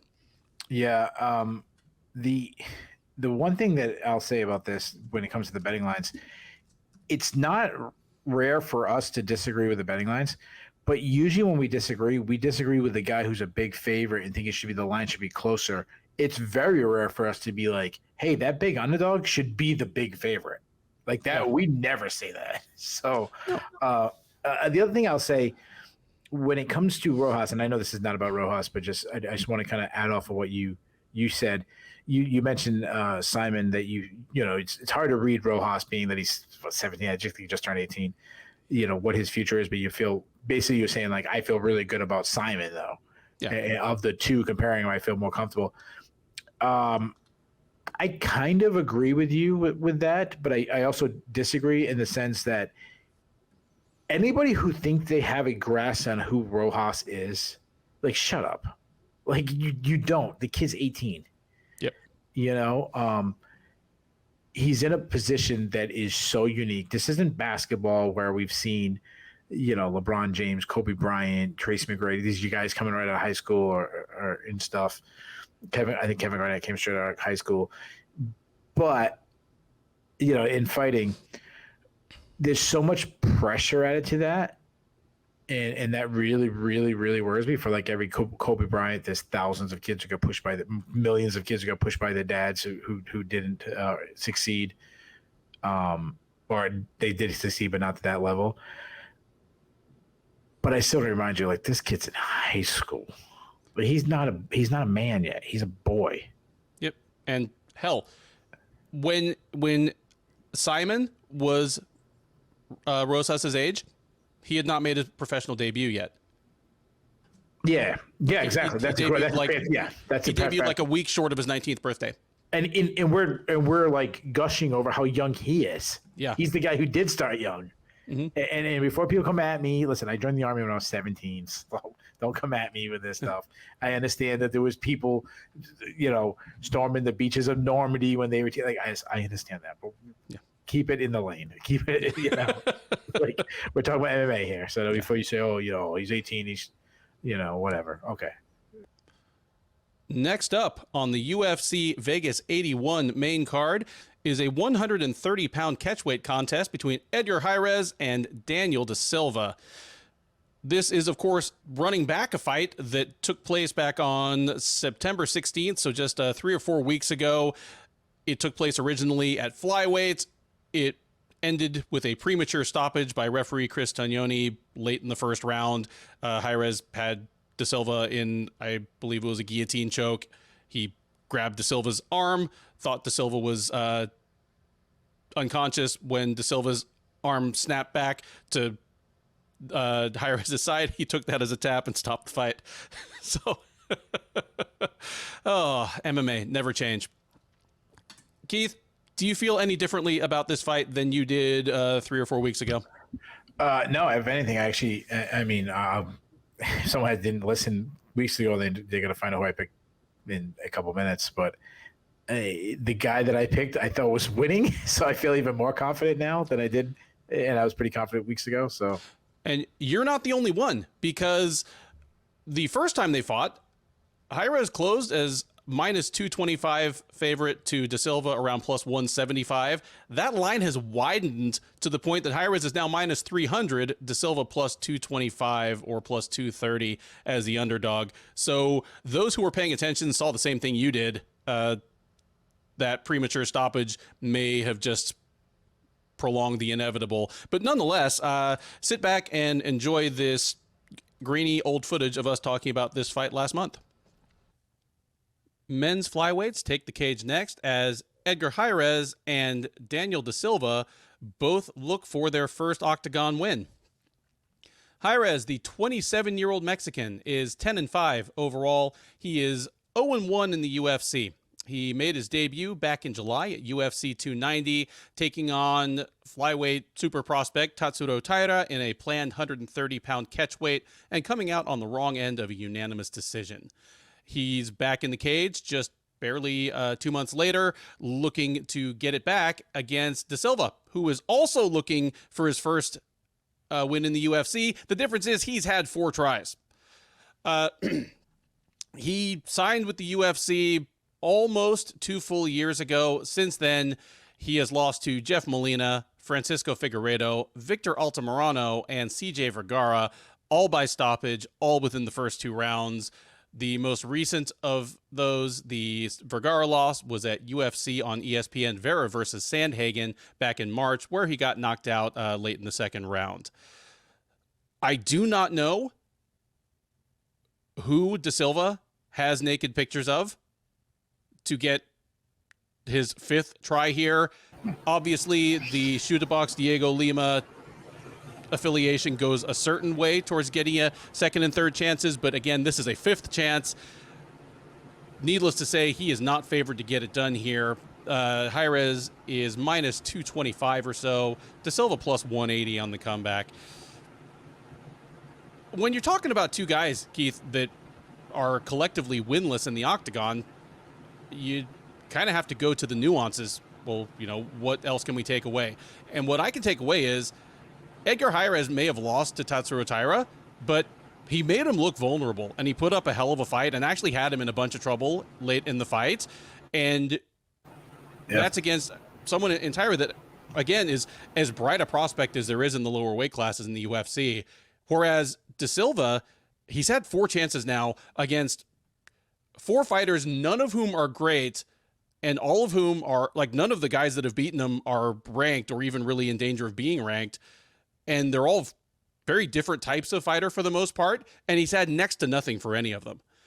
I went back and watched all of Daniel De Silva's UFC fights to just kind of, I wanted to take better notes about him and just be able to say, what's gone wrong for this guy in 4 fights? Because in a vacuum, if you just watched him at an open workout, or you saw the little 15-second shadow boxing thing that will play as B-roll while they're talking about him, you think, oh, I mean, this guy looks like a pretty good flyweight. He's young. He's got a very athletic build. He seems fast and fluid. So what the hell goes wrong when they put the pin in the cage door behind him? And the answer is everything. It's that's good. It reminds me a little bit of what I was saying about Blood Diamond, both ahead of and coming out of the UFC's Sydney card, where it's hard for me to believe that a team as reputable and as stacked with good fighters as Shoot-a-Box Diego Lima has a 27-year-old decently athletic guy as poorly prepared to defend himself after this many fights as Daniel De Silva. I wouldn't say decent. I think a very good athlete. That's the crazy thing. He's got a lot of very athletic skills. I think it's in here. It may be, and you're kind of pulling around to what I was going to mention, because it's not quite like he is porous defensively. Don't get me wrong. He's aggressive to a fault on the feet until somebody hurts him, and then kind of his psyche goes out the window. But to open fights, he tends to be very aggressive. He throws things with power, but he's porous defensively on the feet. Like, poor head movement, doesn't bring his hands back well. It's kind of like what I will always say about Julian Erosa. Okay. Oh, Julian Erosa got knocked out. Okay, yeah. It's not like Julian Erosa, where it's just live by the sword, die by the sword. I have all the offensive weapons, but whatever you do offensively, you're going to have a chance for it to work on me. With De Silva, it's worse. Like, all of his opponents have tagged him solidly on the feet, and he doesn't react well to getting hit. It's not a thing like Damon Jackson or Nate Landwehr, Julian Erosa, where if he's not knocked out cold, it just makes him bite down harder and swing harder. De Silva kind of melts. And it's similar when things go to the ground. He is a very good offensive submission grappler, but he's super vulnerable. He comes out on the wrong end of scrambles, or he gets stuck in a position where he's still thinking of scrambling and taking the back or going out the back door, and his opponent's like, oh, there he is, and just starts busting him with hammer fists and punches. He just hasn't put it all together yet. And here, I mean, never say never, but he's presumably fighting for his job. I feel like I've been saying that about all of his fights for a year now.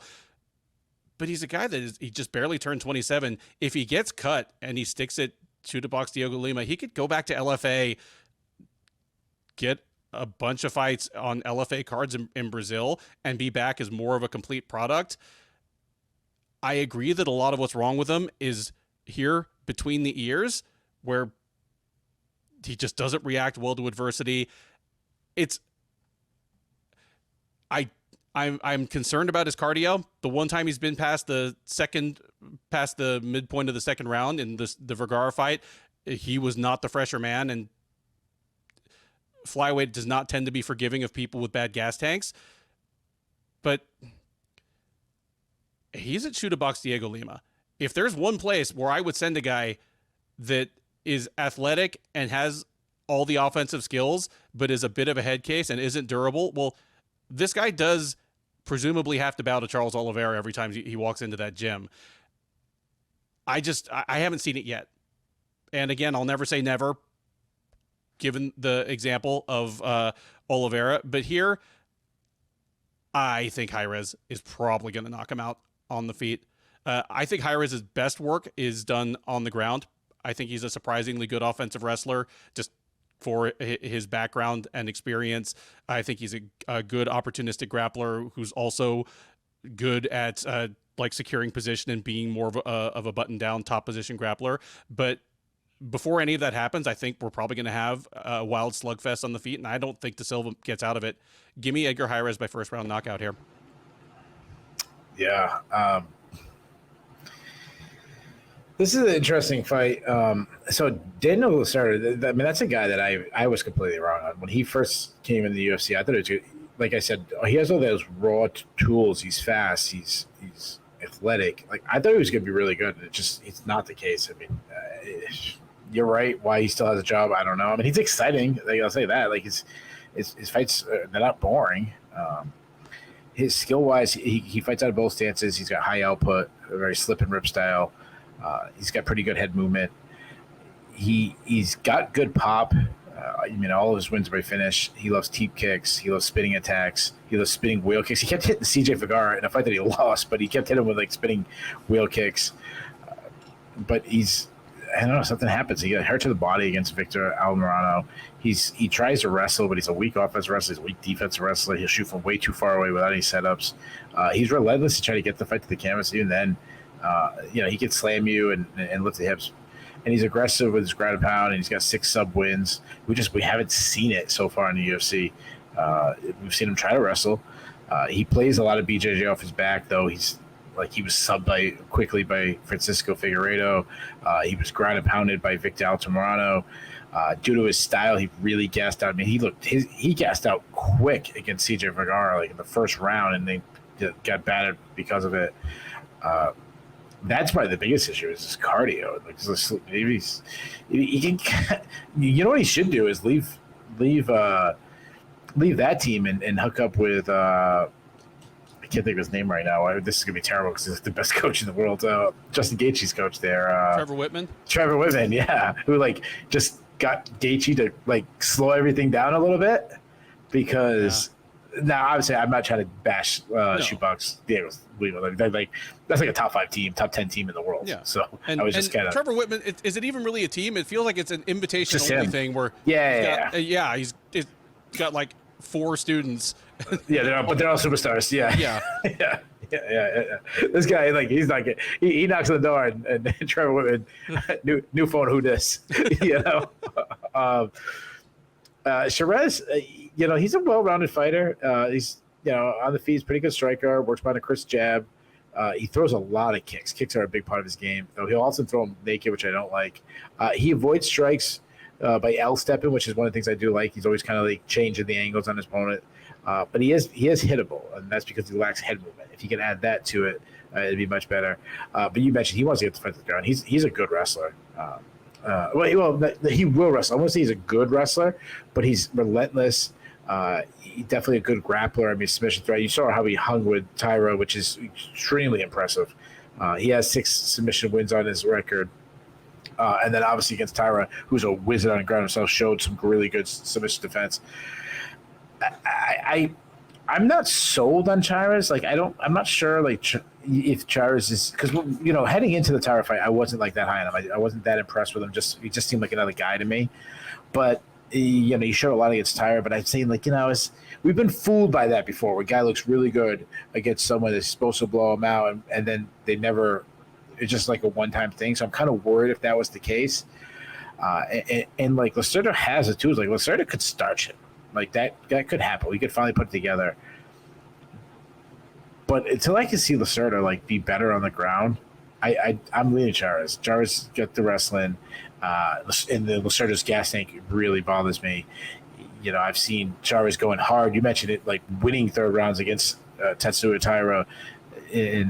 Actually, I shouldn't say I remember. I shouldn't say win the round because I don't remember the round, but like winning portions. Or did he win the round? He had the mounted guillotine like late in the round. It was almost a 10-8. Oh yeah, right. You're right. Yeah, you're absolutely right. Okay, I just want to make sure I was okay. Yeah, absolutely right.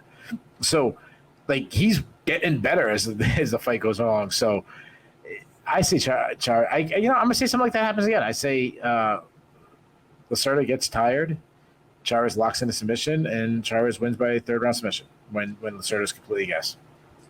This is as good a time as any to remind the listeners that Daniel da Silva's nickname, Miojo, is a brand of instant ramen in Brazil. It's basically, Daniel Top Ramen da Silva because, he was so poor. The legend is he showed up in the gym the first day with just a huge backpack full of ramen. Yeah. Which I did too in college. I loved ramen noodles. Me too, but like Daniel da Silva, ramen is not durable. By the end of the second round, he's like that last packet of ramen where you open it up and it's just dust. Yeah, I might disagree on that because I've had like ramen sitting in like a closet for like 6 months and just eat it later and it's still pretty good. So I might have to disagree. I'm sorry that I keep calling him. I know da Silva is his real name, but they call him Lacerda too. So yeah, I think I would do what I was saying. It's all over the place. The UFC will probably call him Lacerda. We call him da Silva just based on our Brazilian correspondent Christian Stein has interviewed him a bunch of times, just asked him flat out, what do you call yourself? What do you want us to call you? So, yeah, but you know what? Who matters more? Christian Stein, who's the Brazilian correspondent who can speak Portuguese, actually ask the guy directly what his name is, or what I say? Like, come on. Well, I mean, between, like, at the bottom is Christian, like, speaking Portuguese and actually knowing the guy, whatever. Yeah, and then whatever. there's you, you're kind of an authority figure, and then the unpaid UFC intern that like puts the little titles on the screen obviously is like godlike authority. So, you're who got him. He's working for the UFC, but he really like he wanted to like intern for college football or something, and he's just like, yeah, we got another da Silva. Oh, his name goes by Lacerda too. Oh, okay, let's give him that because that'll be easy to remember. Next up, the middleweights take the cage as Andre Petroski faces off against Michel Pereira. Petroski, the 32-year-old Philly native, is 10-1 overall. He is a perfect 5-0 since joining the UFC as a semifinalist of the 29th season of The Ultimate Fighter. He's made his way kind of up the ladder, taking on marginal talents and castmates like Michael Gilmore, all the way up to kind of middle of the roster guys like Wellington Turman, and finally a split decision win over Gerald Meerschaert in his most recent appearance at UFC 292 in August. He will look to make it 6 in a row, and 6 in a row in the current UFC middleweight division is going to get you some serious attention. He is stepping in here actually on short notice for Marc-Andre Barriault to take on Michel Pereira in Pereira's UFC middleweight debut. Pereira, 30-year-old Brazilian, is 28-11 with 2 no contests overall. He is 6-2 in the UFC. He's on a 5-fight win streak. He lost back-to-back fights to Tristan Connolly and Diego Sanchez 3.5 years ago at this point. Since then, he's perfect with wins over Zelim Imadaev, Chaos Williams, Nico Price, Andre Fialho, and most recently, Santiago Ponzinibbio, whom he eked out a split decision against last May at the Holm versus Vieira fight night. Pereira blew weight pretty badly for that fight. In the interim, he's decided to move up to 185 pounds. As I said, he had been scheduled to face Marc-Andre Barriault in what would have been the greatest disparity in natural athleticism between two fighters in a UFC fight ever, probably. But Barrio was forced to withdraw. In steps Petroski, and we get what I frankly think is a more intriguing fight. Keith, who is the favorite? Ooh, that's a good one. Pereira. You are correct, and it's close. Michel Pereira is minus 135. Andre Petroski plus 115 or so. That makes sense. I mentioned earlier on this card, I forget who I was talking about Terrance McKinney, where I said, unless he makes a serious pivot in his mental, strategic, tactical approach to fighting, we know what Terrance McKinney is, but never rule it out. And I use the example of Charles Oliveira as a guy who changed the whole narrative about himself. I should have just said Michel Pereira, who fights later on that same card, because when Michel Pereira arrived in the UFC in early 2019, he was instantly my favorite fighter because his highlight reel was the wildest thing I'd ever seen. Like, he was throwing Showtime kicks like other fighters throw a jab. Yeah. I assumed that his home gym was a bounce house, like one of those, he worked out in one of those, like, the big sumo, the bounce house sumo outfits, or he was on like the inflatable bridge where you both have like the big staff with the weighted things on the end trying to knock each other off. Like when he retires, he's just going to own one of those trampoline. I don't know if you have them. And like, that's what I mean. Like, his home gym is one of those trampoline parks. Okay, yeah. I think when you said bounce house, I think of like the one like outside. I was thinking about the one indoor. No. Like you go to a birthday party and all the kids are jumping on. It's actually pretty cool. Yeah, that's pretty cool. But no, I used the wrong term. I meant like those gyms where you jump off a trampoline and land in this huge thing of foam blocks, and they got all the, or you jump up on the wall and the Velcro sticks you to the wall like 10 feet up. Yeah. And my thought was, again, this is ahead of his UFC debut. Oh, this is going to be a hell of a lot of fun for as long as it lasts, but real welterweights are going to clean this guy's clock. And when he debuted, starched Danny Roberts with a flying knee after breakdancing his way to the cage, and then he lost his next two fights. One by gassing out badly against a middle-of-the-road lightweight in Tristan Connolly, and then getting himself disqualified against the ghost of Diego Sanchez by just nailing him with an illegal knee. I figured, okay, the book is written on Michel Pereira. He's incredibly gifted. He's incredibly dangerous on offense, but he lacks the focus and strategy to ever make a serious run in a division as deep as welterweight. He's the welterweight Johnny Walker. And not only has he won 5 fights in a row since then, he's toned down the type of fighter he is. He's still willing to throw capoeira kicks. He'll still throw a flying anything, anytime. But he also beat Chaos Williams in just a disciplined kickboxing match where he was first to the punch over and over again. They mashed him up against Nico Price, I'm sure thinking, okay, this will be a crazy fight. And nope, he just beat Nico Price in a pretty straightforward kickboxing match. Oh, and by the way, he started taking people's back standing and launching them like he's from Dagestan, not northern Brazil. The new Michel Pereira is a dangerous guy, and he's still just 30 years old.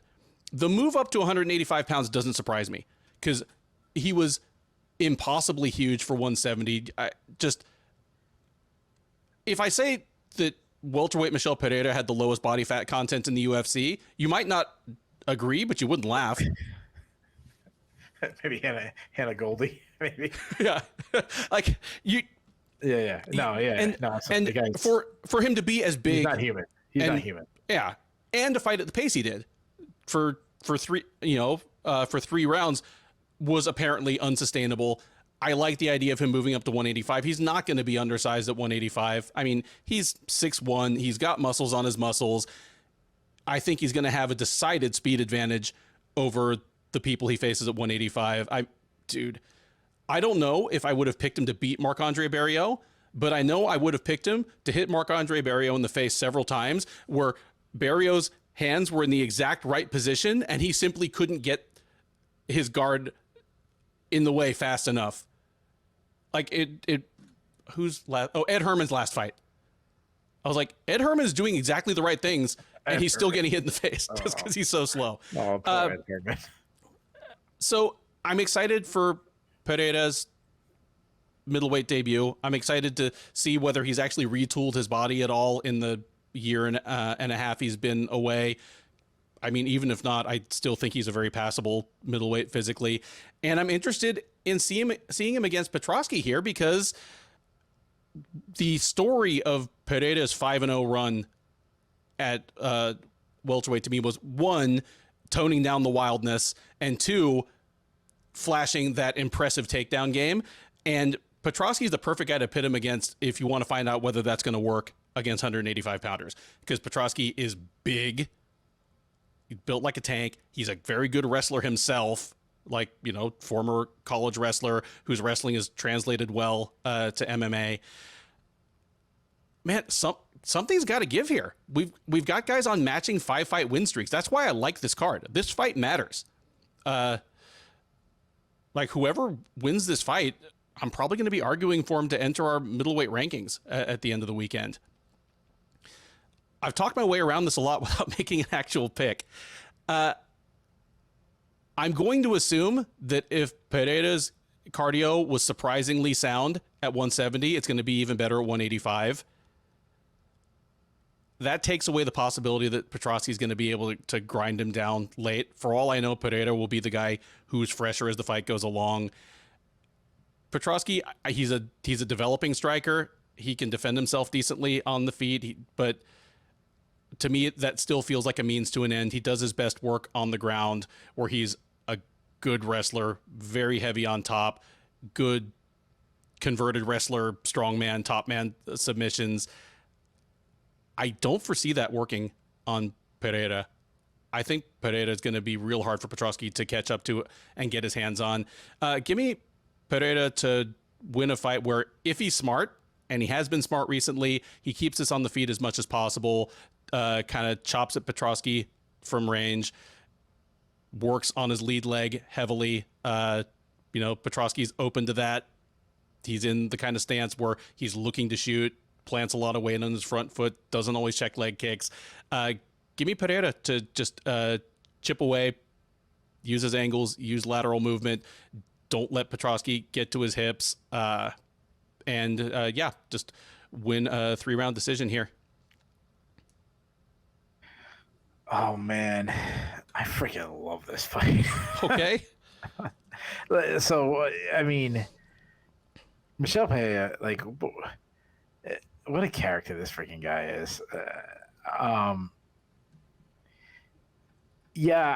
agree with everything you said about him being, he's a better fighter when he's relaxed and all that. But fuck that shit. we got a whole bunch of good fighters like that. I mean, even Justin Gaethje has calmed it down. Like, I want some guy freaking bouncing off the wall, doing backflips, and when he used to fight, like, I play was Smash Brothers with my 8-year-old son, and he's obsessed, and he's obsessed with video games. He can freaking do any move impossible, and he fights like a character in that. And I fight like Petroski, where I'm just hitting the 1-2 button, throwing punches, and he's doing like superhuman, and then they turn into a freaking dragon as they spin up in the air and hit me 72 times before I hit the ground. Like, that's what I want to see. Like, Hadouken!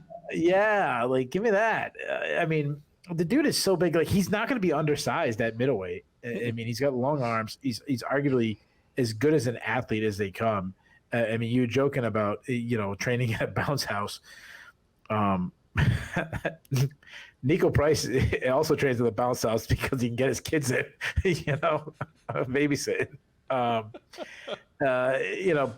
He's fast. He's explosive. I think he's going to be faster at middleweight. I think he's going to be explosive. I think he's going to be hit. I think he's going to hit harder. He marches down his opponents. He cuts off the cage well. He uses feints to draw out his power shots. He showed good striking against Imadaev, who's a good striker himself. I like that he works the body. he hasn't cut out all the high flying stuff. And he'll still do flying knee, both offensively and defensively to close the distance. I love his stepping knees. I mean, powerful kicks, oblique kicks, teep kicks. He's an underrated wrestler himself. I mean, he beat Chaos Williams with his wrestling. His cardio's come a long way. I'm a little like I'm not totally the one thing when guys move up. Some guys' cardio is better when they move up. I mean, his cardio against Santiago Ponzinibbio was actually a strength in that fight.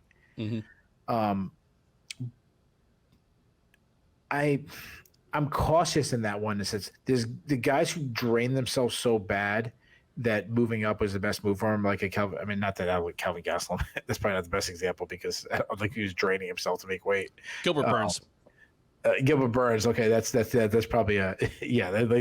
There's no way Calvin Gastelum isn't at like Chipotle or D'Angelo's right now or something. My only concern is the guys who do cut a lot of weight, and when they move up, is that because they had to get down that weight, they had to be really serious about their diet. Now you look at Michel Pereira, I don't think he's hitting some flapjacks right now or anything like that. You don't think he's coming out looking like heavyweight John Volante? No, this is more yeah. Who's that guy who's a heavyweight now that used to fight at middleweight? Recently released Jake Collier. Jake Collier, yeah. Jake Collier got released this past week. Moment of silence. Yeah. And Ashley Yoder's still here though. It's more of a blanket statement about guys moving up. That sometimes we've seen guys move up and they miss weight again above a weight class. I'm not expecting that with Pereira, but just a general blanket at all. Petroski, Petroski, yeah, he's a southpaw that he switches his stances a lot. He's a wrestle boxer. His boxing's tight inside striking. He's got a lot of power. I mean, just look at the guy. You know what he reminds me of? Like we talk about like what Michel Pereira and his like perfect body and all this. You remember the program, the like cult movie of like early '90s football movie? Yeah. Remember that guy Steve Latimer? He was like the crazy middle linebacker. He like painted his face like a Skeletor from He-Man and stuff, yes, and he was like banging. He was doing steroids and banging his head off lockers and all that stuff. Yeah, like. But if Petroski was like 15 years old or whatever, like he could have played that role. Oh yeah. No. I want to be very clear. I'm not saying he takes steroids. I'm saying he could have acted like that guy. Because he's this big. I mean, and I don't mean this as an insult. He's the ultimate meathead. Oh yeah. Just, there's no way he hasn't banged his head against lockers in his life. No, yeah, of course. That's like that's how I get ready for my wrestling match. So, defensively, he's got a lot of holes striking. He's very hittable, no head movement. I mean, like Brian Battle, Yazong Hugh, I'm sorry if I said his name wrong, Gerald Mershaw, they all had a lot of success on the feet against him. With Mershaw really not known for his striking. He's a very good wrestler. But I'll say this, I do think his wrestling is a little slightly overrated. Now, it's still very good. He's got a good blast double. Is he still the best wrestler Pereira's faced? Oh yeah. Oh yeah. Of course. I mean, who's the best wrestler he's faced so far? I'm trying to think like it's. It might literally be Diego Sanchez. Oh, what about the guy in his debut? What was the guy he fought in his debut? Danny Roberts. Danny Roberts. No, sorry, not his debut. The guy who beat him first. Tristan Connolly. It might be Tristan Connolly. I don't know. But I mean, Petroski's clearly the best wrestler he's faced. He's got a good blast double. He's good at getting to the second level. He's good. He also good at like switching to a single and running the pipe. He's relentless to get the takedowns. He does a lot of big moves, but kind of saps his energy. Good, strong top control. He does advance on the ground well. He loves head attacks. He loves arm chokes. He caught Nick Maximoff on the anaconda choke, which is impressive. Being a wrestler, he's a little uncomfortable with his back. He gave up his back against Brian Battle. He was subbed by Brian Battle. Cardio has gotten better, and it's always I'm gonna say his cardio has always been better than I thought. And I think he's one of these guys. He slows down, and I think he looks more gassed than he actually is. Because if you watch a lot of his fights where I thought that he was gassed, he continues to go hard. Like I'm like, oh man, he's in trouble. Like he's got 7 minutes left in this fight. Like, there's no way he's going to make it out. And then all of a sudden, in third round, he's getting a submission win. And I'm like, oh, wow. Like, so I think he's a guy, because of his look, he looks more tired than he is. So, I hate – so I like Petroski. I mean, I've always been a shill for wrestlers. I mean, I come from a wrestling background. I coach wrestling. I love NCAA wrestling. But Petroski made a grave mistake. And that was calling out Bo Nickel. You just don't do that. So, Pereira is surprisingly hard to take down. I think this is going to be a war, but I think Pereira is going to have the edge on the feet. I think he stops some of Petroski's takedowns. And I'm going to say he stops him. I'm going to say he gets a late knockout. I'm going to say he stops with a body kick. Give me Pereira by third round TKO. Yeah, I mean, that wouldn't surprise me too badly. I think I look back still to Petroski's only career loss, where he won the first round against Aaron Jeffrey. By the middle of the second round, he was looking tired, and when Jeffrey started lighting them up late in that round, I think it was half because he was too tired to recover. So wouldn't surprise me. So all right, yeah. So hear me out. I got an idea to save Bellator. All right. So this is off topic, but just maybe think of when we mentioned Bo Nickel and him calling him Bo Nickel. All right, so this is Bellator's gimmick, and I've said this before, but this is what we do. You announce 2 or 3 fights, a card, like the top one, like the main event, and then you don't announce anybody on the card, and then you just do it old like Royal Rumble style and just randomly, guys, like we're doing middleweights today, and you just randomly pull them out. Imagine the guys didn't know, they're all lined up in the back ready to go. I love it. I love it. Like, who do we got? We got I don't know, Grant. I would say Grant Nelson. What's that guy who just fought the other day? Grant Neal, and Aaron. Who's going? Aaron Jeffrey. Here we go. They just not fighting. Like, they didn't even know they fight each other. That'd be fantastic. That works for me, man. And if it gets boring, just start playing some other guy's music. Let him run in. Yeah, like the guy doesn't get there. Oh, even better, the guy starts coming out, and then people start booing. Some like fan favorite just hits him from behind and runs out. Like, that's what I want to do. Could you imagine if you're in the crowd, you had no idea who was coming out? Like, you're like, I don't know. I'm at Mohegan Sun. Usually the cards aren't that good in Mohegan Sun. Or you're in the, you're in Thackerville, Oklahoma. You don't know who's Windstar. Yeah, and then or you're at the Sanford Pentagon in Sioux Falls. You're like, oh, I know Storley's in the building somewhere. Come on. Yeah, like Stephen Mowry comes out, and you're like, okay, Stephen Mowry's pretty good. Like, what heavyweight is he gonna get? And all of a sudden, freaking Fedor's music starts playing. Could you imagine? That'd be fantastic. That's how we gonna do it. Listen, joke all you want about freaking WWE and like that WWE partnership with the UFC could be freaking dope if they let me run it. All right. That's what we're taping this late. I'm getting tired. Oh yeah.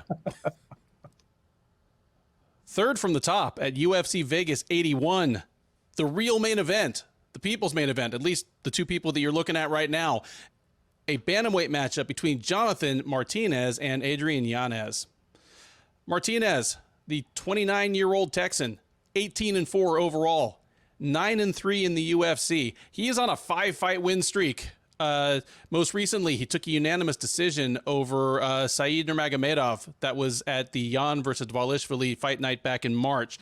He will look to make it 6 in a row against Yanez, also 29 years old, also from Texas. He, of course, from Greater Houston, 16-4 overall, 5-1 since joining the UFC out of the 4th season of Dana White's Contender Series. He won his first 5 fights in the UFC, 4 of them by knockout, marking himself perhaps the top up-and-coming prospect in the division, not named O'Malley, before running into Rob Font at UFC 287 back in April. That fight ended in disappointment in a frankly somewhat shocking first-round knockout loss to the veteran. So he's looking to bounce back, reclaim some of that momentum. This fight is a dead pick'em. Both men out there at -110 or -115, depending on which book you're looking at. This is it, Keith. This is the future of this right here. This is at least a big part of the future of the bantamweight division, especially as far as the striking specialists go. It's pretty close to a mirror match, man. They're the same age. They're both from Texas. But then the distinctions are interesting to me. Yanez came to the UFC already as a well-regarded prospect. Like, people knew he was the real deal, and he just seemed to fulfill all those expectations as he trucked along, even through, personal tragedy with the death of Saul Solis and everything. Whereas Jonathan Martinez came as unheralded as you can possibly imagine. His UFC debut, it was on short notice. It was the first year I was at Sherdog, so it was back in 2018.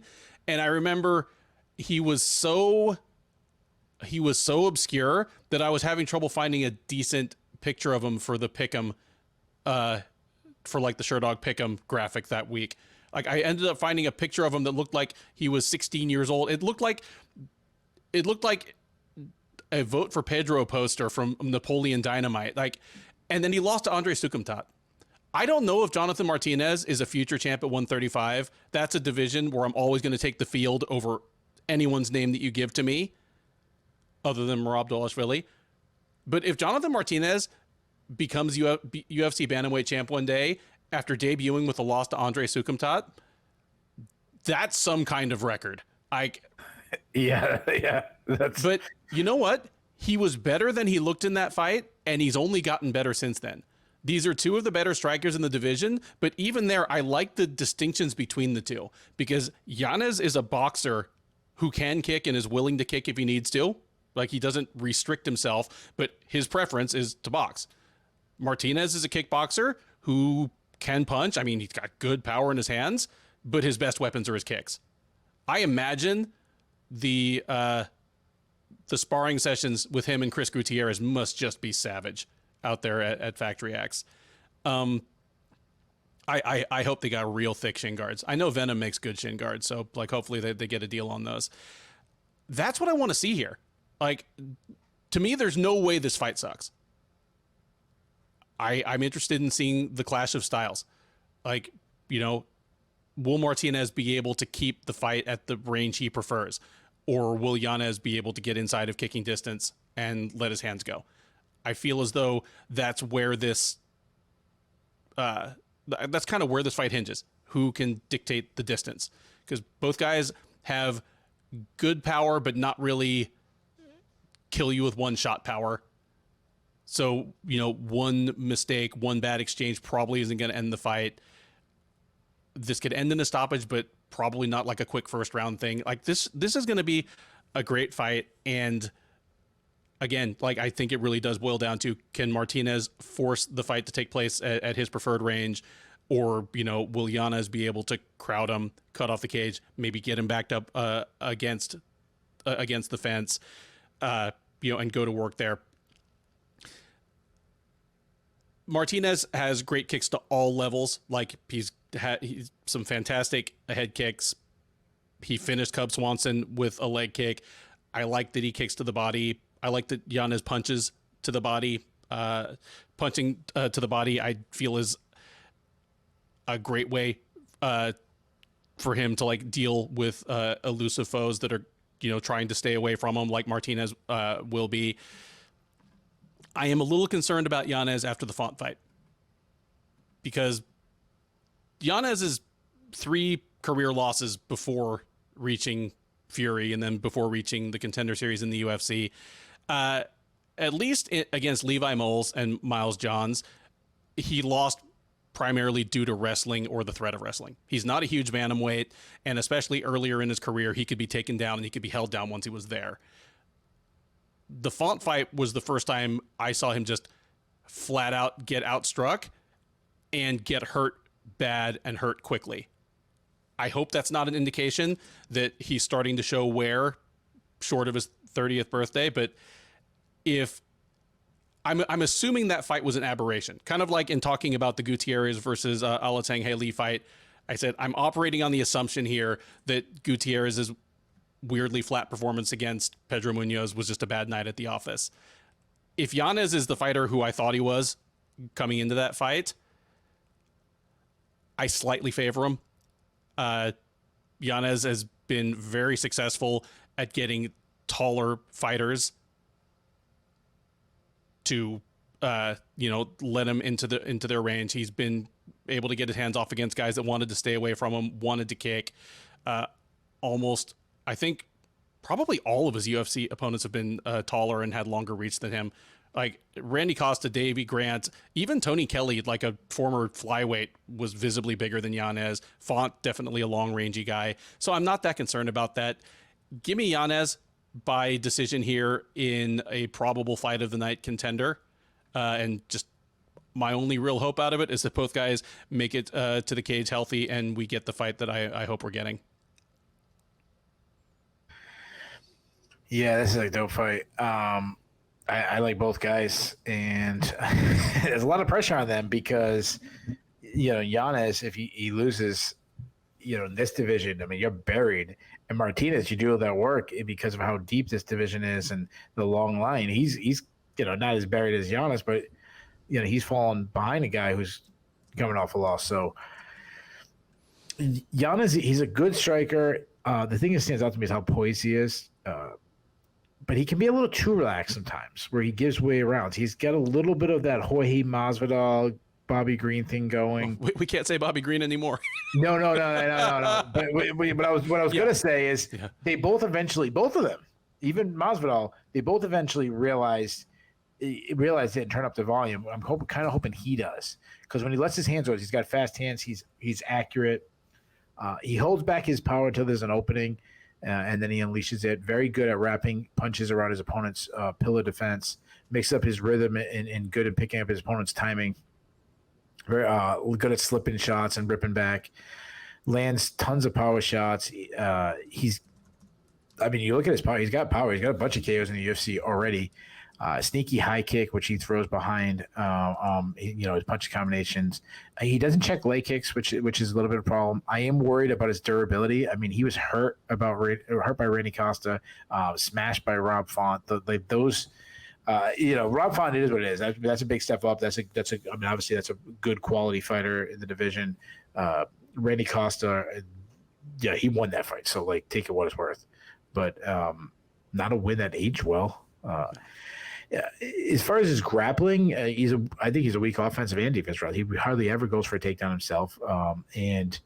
He's been taken down a lot, especially on the regional scene, but he's hard to hold down. I mean, even Miles John struggled to keep him down. He is a BJJ black belt, so he's he could get a submission or something. But when you look at his record, he's not much of a submission threat. Now, Jonathan Martinez, he's also a southpaw, he's a southpaw. Sorry for a second. Technically sound striker. Very good at distance. Good distance striker. Just pop shots with ease. Quick hands. Accurate. Works behind a fantastic jab. He rips the body. He presses forward and then follows in with step-in knees, which is one of my favorite techniques. When he kind of gets opponent against the cage. Good kicks. Some of the very best in the UFC. I like his teep kick. Incredible calf kick. He tosses a bunch of high kicks to keep his foe honest, and he does it with so much ease. He throws kicks in his combinations, which I love. I like his flying knees. Now, he also isn't much of a grappler offensively, but he was taken down by Sedna Magomedov a couple times, but he got right back up. He did well in the clinch where Nurmagomedov was trying to grind his way out to a decision. I love that this fight is a pick'em because it is as good as it gets stylistically. They're very similar. Probably the best fight on the card, as you mentioned. I thought Giannis was going to be a big favorite. Bigger name. He got a lot of buzz when he first was starching guys in the UFC. So I thought I was going to be one of these really sharp hipsters taking Martinez in an upset. I think we have a battle of jabs, but Martinez pressure and calf kicks have me leaning towards him in a close fight. Plus, I don't completely trust Giannis' durability. I like Martinez' intelligence. I think he finds an avenue of victory, even against a Nurmagomedov, where he's seemed like a tough stylist match. He did still find a way to win. Give me Martinez by decision. With that, we come to the co-main event of UFC Fight Night 230, a women's flyweight matchup between Jennifer Maia and Viviane Araújo. Maya, the 35-year-old Brazilian, is 21-9-1 overall. She is 6-5 in the UFC. She's on a 2-fight win streak. Since last November, she has a unanimous decision win over Marina Moroz and a unanimous decision win over Casey O'Neill at UFC 286 in March. She'll look to make it 3 in a row, perhaps fight her way back to another shot at the flyweight title against Araujo. 36-year-old Brazilian is 11-5 overall. She's 5-4 in the UFC. She's on a 2-fight losing streak, though fairly excusable losses in the form of a decision loss to your now champ Alexa Grasso last October and perennial fringe contender Amanda Ribas at UFC 285 in March. She'll look to bounce back from those, insert herself back into the title picture herself. She is not favored to do so, but the line is pretty close. Maya is -140, Araujo +120. As I kind of said on the during the intro, both these women can still entertain dreams of fighting for a UFC title, but at age 35 and 36 respectively, it's go time now. A loss here might set them back by a whole year, and a whole year is a long time when you're on the wrong side of your 30s. Who gets it done here, and how does the fight look? Yeah, this is an interesting one, based on, like you mentioned, about their age and both kind of on their last run.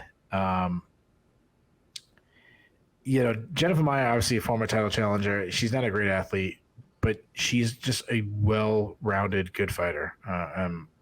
Technically sound striker. She marches down her opponents. Faster hands than I've given her credit in the past. Throws straight punches down the pipe, attacks with combinations. Good at beating her opponents to the point of contact, which is surprising for someone who's a minus athlete. But she does struggle with movement sometimes. She's having a little harder time picking up timing. Like I go back to the Caitlin Chikagian fight; it was a perfect example. But she did much better against Manon Fiorot, and so far in the UFC, probably gave Manon Fiorot her toughest matchup. She's good at getting in the clinch and dirty boxing and grinding in the clinch. She's a very underrated wrestler. Got some solid takedown defense herself. If taken down, she's pretty good at getting up. As far as the grappling, she's definitely she's not like, when you think about a jiu-jitsu person, she's not one of these dynamic Charles Oliveira going to get submission in position. She's more of a RDA where she's a top side grappler. She's got 6 submission wins on her record. Now we'll go to Viviane Araujo. Araujo is the elusive plus athlete. I mean, she moves, she counters well. The problem is, these are all things that have been seen in decline. Like, she's starting to show her age. I mean, she relies on explosion, and that could be something that just can be gone overnight. Now, good at Araujo, she uses feints really well to set up her counter strikes. She's got fast hands. She works the body, great kicks, especially the calf kicks. The issue is she doesn't really mix her punches and kicks together. She's either boxing or kicking. Like, she doesn't, not both at once, which I don't like. She doesn't check leg kicks. And this was a while ago, but I mean, I always go back to the Jessica Eye fight where she lost to a fighter she should never have lost to. I'm not saying like controversy. I mean, that should be something that she should be able to beat. And Jessica Eye just kicked her legs out, which I really didn't like. She lacks head movement. Now she can wrestle. She got some good entries. But she struggled to get Alexa Grasso down. But in fairness to that, like I just talked about Jessica Eye being a loss that didn't age well. Like obviously Grasso loss has aged well extremely. If she gets the fight ground, she's good top game, good grappling, back takes against Angeli. But her gas tank is bad. I mean, it looked really bad in her last fight against Amanda Ribas. Yeah, right. That was her last fight, right? Yep. Yeah. Okay. I used to be all in on Araujo. If you maybe picked this fight like 2 years ago, I would took her feeling like this was like coming out party, like she's gonna put on a show that she could be a champion. But I think I'm completely off at this point. I think she might be a shell of her old self. She's someone who relies on speed and explosion, and as soon as you see signs of that decline, it usually just continues. Maya is a very intelligent fighter. I think she wears Araujo down with her volume staying in her face. I think she's going to have a lot of success in the clinch. Give me Maia by decision. Yeah, I like a lot of what you put out there, and especially the observation that Araujo seems to be fading physically, and it isn't necessarily what I would have expected of these two, because again, they're reasonably close in age. Like Araujo's about she's actually almost 2 years older. Yeah, because Maia just turned 35, and But close enough. 35 is usually like yeah, and Araujo turns 37 next month, so she is almost 2 years older. But Maia has twice as many fights. Maia debuted, and she debuted in regional shows in Curitiba that were probably brutal as hell when she was 21 years old. Araujo didn't even make her pro debut until she was almost 29. You would expect Maia to have more tread off the tires, but no, Maia seems to be fighting about as well as she ever has the same limitations and strengths, and Araujo seems to be fading fast. And for that alone, even if I, do think this is a pretty close matchup, I'm leaning Maia as if either of these women is diminished from when we saw them even just earlier this year, it's probably Araujo. And even without that, I think I'd favor Maia slightly here. You put it really well. Like, she maximizes her physical gifts. She beats other fighters to the punch more often than someone of her hand and foot speed should be able to. She's tough and has guts for days, good cardio, but also just well-trained and well-coached and fundamentally sound.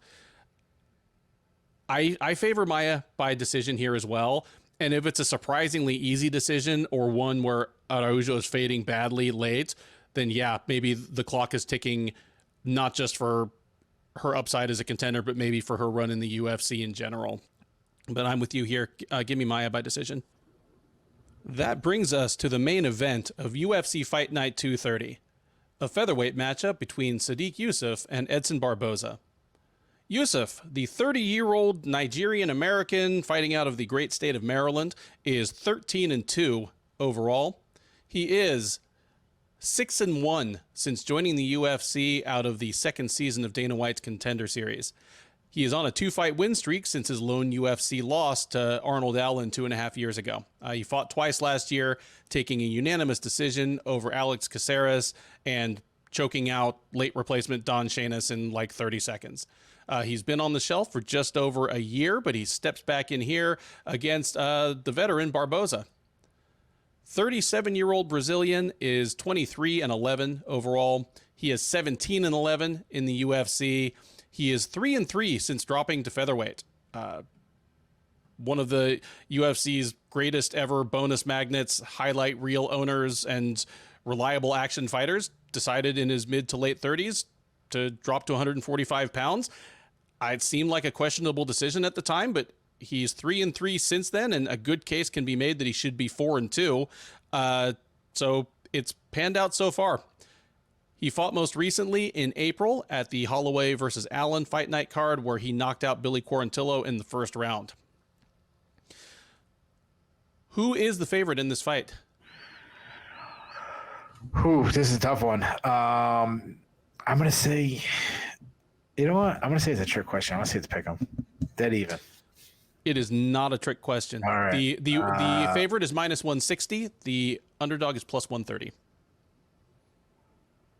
Minus 160. Wow. Man, I don't know. I'll say Sodiq Yusuff is the favorite. You are correct. Yusuff minus 160, Barboza plus 130. Wow. I like this matchup a lot. You mentioned that for this to be the best fight night of the year, it's probably short one marquee matchup, above this. But as far as just this fight being what it is, it's fantastic. Sodiq Yusuff is, he's 6-1 in the UFC. His one loss to Arnold Allen has aged pretty well because Allen kept on winning until he ran into Max Holloway. You can't ask much better than that. And if Allen beats Movsar Evloev, in January, he's still right there in the title picture probably. So Yusuff has been really good so far, and there is something about him that makes me feel as though even at 30, he hasn't put on a performance yet that really shows everything he can do. Like he has trashed some inferior fighters really quickly, like Don Shainis, Suman Mokhtarian, where he just blew them away like he was blowing people away on the regional scene. But I feel as though he has it in him to put together a great performance against a great fighter. Something to show that, hey, I learned lessons from the Allen fight, and if we fought again, that fight would go differently. Maybe this is the fight where that happens. The things, I kind of refreshed a lot of my tape study on Yusuff ahead of this fight, but I rewatched the Allen fight in its entirety, and some things stuck out to me there that made me realize I was misremembering that fight. I remembered Allen out wrestling Yusuff in the second and third rounds, but I had forgotten how much success Allen was having, like hitting Yusuff in the first round. Like you can argue that he outstruck him in the first round, and it was just better footwork and stepping in, throwing straight punches. Like Allen almost put on a masterclass in how to punch a guy in the face who has much faster hands than you and at least equal reach. Because Allen did it over and over again, and Yusuff almost looked confused for a lot of the first round. Here, I mean, Yusuff is not usually easy to hit by people other than apparently Allen. Not easy to hurt.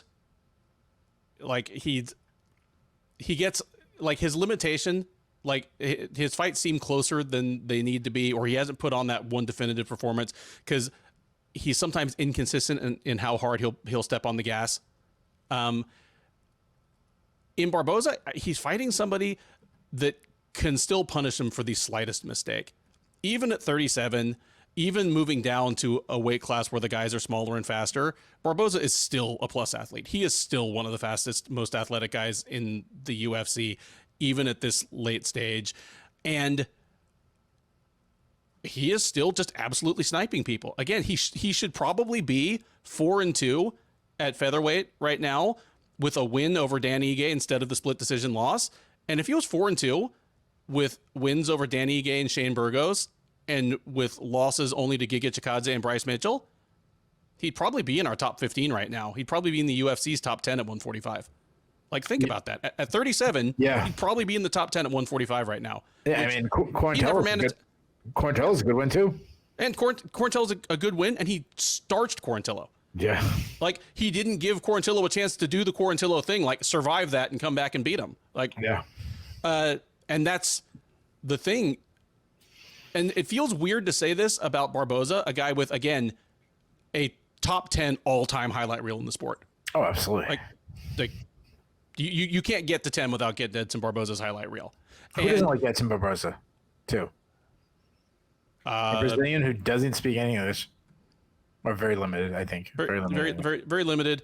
And all he's going to do is knock a dude into next week, kneel down, and point at heaven. Like, yeah, pray. Never trash talks. Yeah. No, he's like... Everybody loves him. Yeah. He's a... But weird as this feels to say about a guy who already had an all-timer of a highlight reel, still one of the greatest knockouts of all time, the wheel kick on Terry Edom. Oh, yeah. Definitely.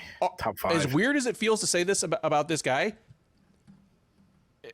he's only really shown his one-shot power at featherweight. All of a sudden, he hits Shane Burgos with something where it takes Burgos' body like 4 seconds to realize that his brain has gone to sleep. Like, destroying Billy Quarantillo, a guy whose durability is his calling card. Yeah, I was I was all over the Barboza move to featherweight. This is terrible. If anything, he should move up to 170. I mean, he's already tall and rangy. He won't be that undersized, and he'll be faster, and maybe his cardio and durability will be better. But instead, moving to 145 has been fine for him. Barboza has always been, he is a patient striker. Patient at times to a fault. Yusuff falls victim to a little bit of the same. So there's a possibility that we get stretches of this fight where not a whole lot is happening except for that just chess match in that 5-foot space between them as they're battling for foot position. They're looking at each other's like shoulders and hips and just watching like the little micro game of feints. And most of the audience, hell, myself included, won't have a full appreciation of what's going on, but the Jack Slacks of the world will just be pleasuring themselves in the privacy of their homes. But you won't want to turn away from it because there's still two guys that can just put the other away in a flash. I'm expecting that this is going to be one of those fights where it's probably going to go all 5 rounds, and it's probably going to be punctuated by periods of relative inactivity followed by bursts of activity, swings of momentum. I'm leaning Yusuff here. The fun times have to come to an end for Barboza at some point. And I mean, Giga Chikadze beat him to the punch and put a ton of damage on him before the end finally came. Bryce Mitchell showed that Barboza, he can be taken down by a persistent guy at 145.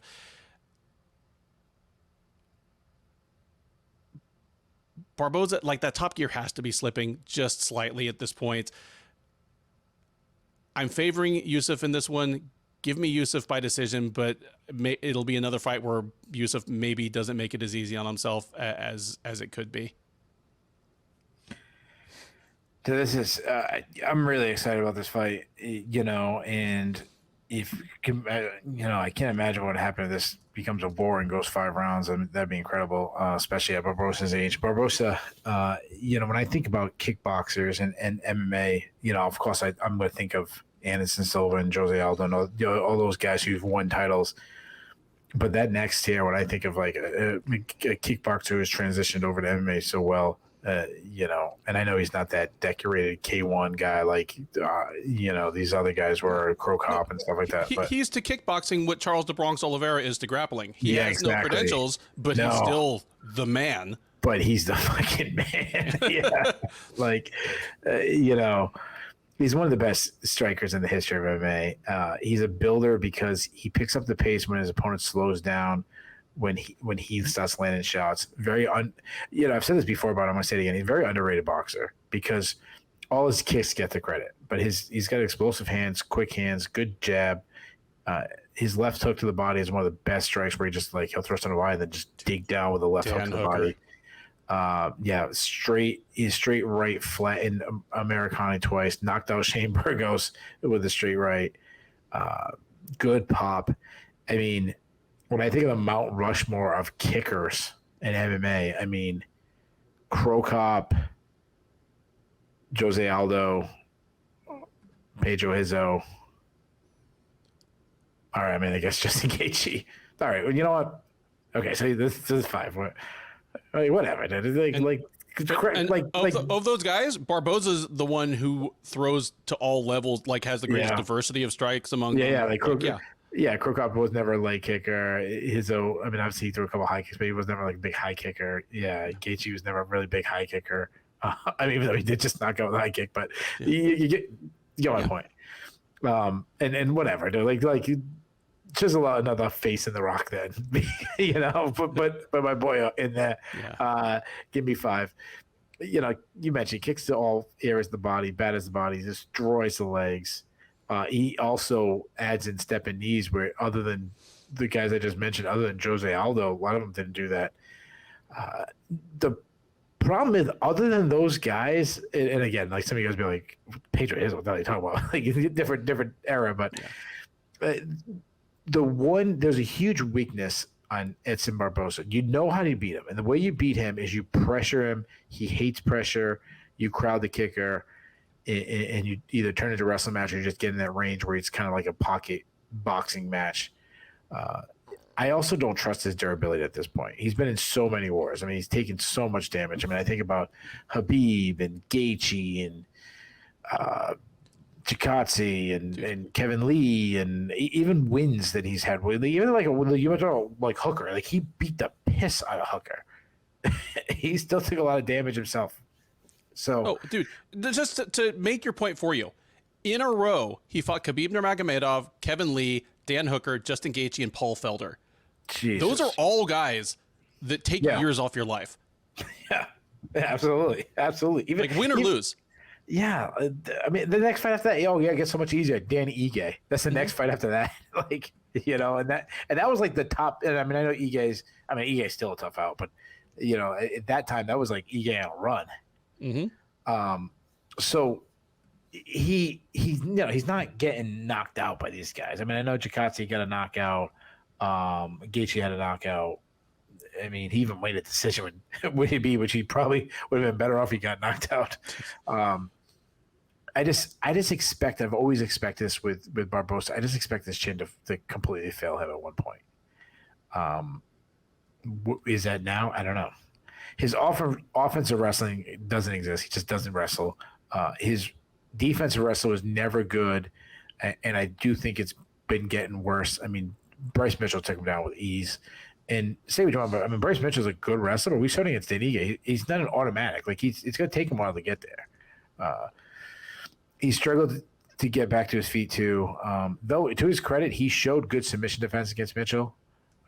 And his cardio's always been a little bit of a question mark. Some of that has to do with he wins knockouts early, but that's a little bit of a question mark, especially at this age. Yusuff, long and lengthy guy, good striker, high, well, he's best when he's high volume. There is times when he is a little trigger shy, as you said. Quick hands. I'll tell you, he's very fast, accurate. He works on a beautiful jab, beautiful left hook.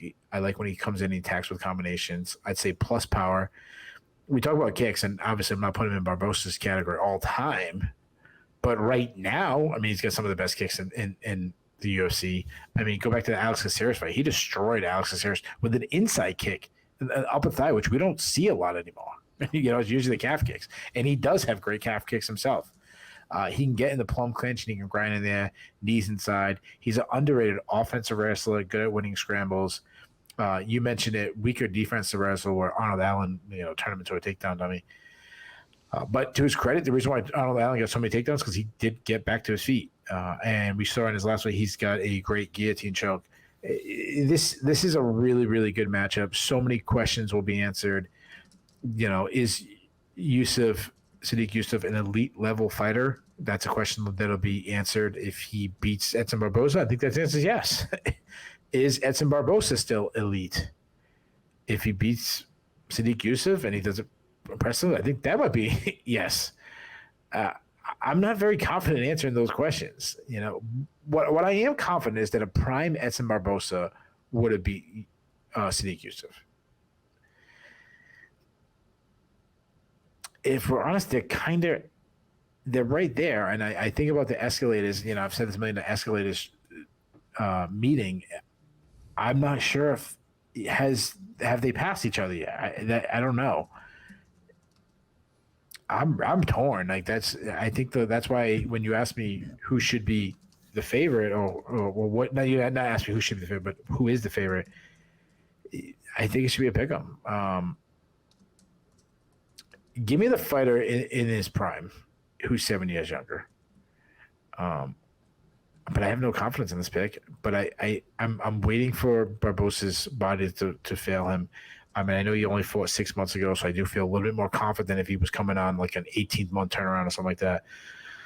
But when it comes, it's going to come fast. So I'm going to say as the fight goes deeper into the rounds, Barboza's body fails him. Give me Yusuff by 4th round TKO. That is it. The Sherdog Radio Network preview for UFC Fight Night 230, Yusuff versus Barboza. I've been Ben Duffy. He has been Keith Schillen. If this is your first time listening to one of our previews, first of all, thank you. We hope you enjoyed it. The mix of actual analysis and occasional humorous asides, it's what we do. Please do like, subscribe, drop us a comment. Keith and I both man the comment section. We would love to hear your take on these fights.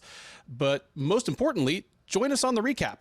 We will be live about 10 to 15 minutes after the main event on the Sherdog YouTube page, where Keith will take the captain's chair. We will talk about all 12 of these fights in reverse order, from the top down to the bottom, talking about what was good, what was bad, what was surprising, what was controversial. There's always something. Talking about what's next for some of the notable winners as well as losers, and talking with you, because the live chat is open that whole time. So we are taking your questions, your comments, and your hot takes in real time. We have a growing community of friends that join us and hang out after the fights, and we would love you to be part of it. Between now and then, thank you once again for listening. Enjoy the rest of your week, and by all means, enjoy these fights. Hey, let me say one thing real quick. Yes. Before I forget. Hey, no one loves our listeners more than, well, obviously we love our listeners most, but no one loves their listeners more than me and Ben love ours. But you guys can do us a favor. Hit like, comment, do all that good stuff, get our numbers up, make our bosses happy. And, put in the comments how we can improve the show. Because we always obviously want to improve the show. Other than saying hey, bring back TJ DeSantis and Joder, we can't do that. But how me and Ben can improve it, let us know. We'll do our best.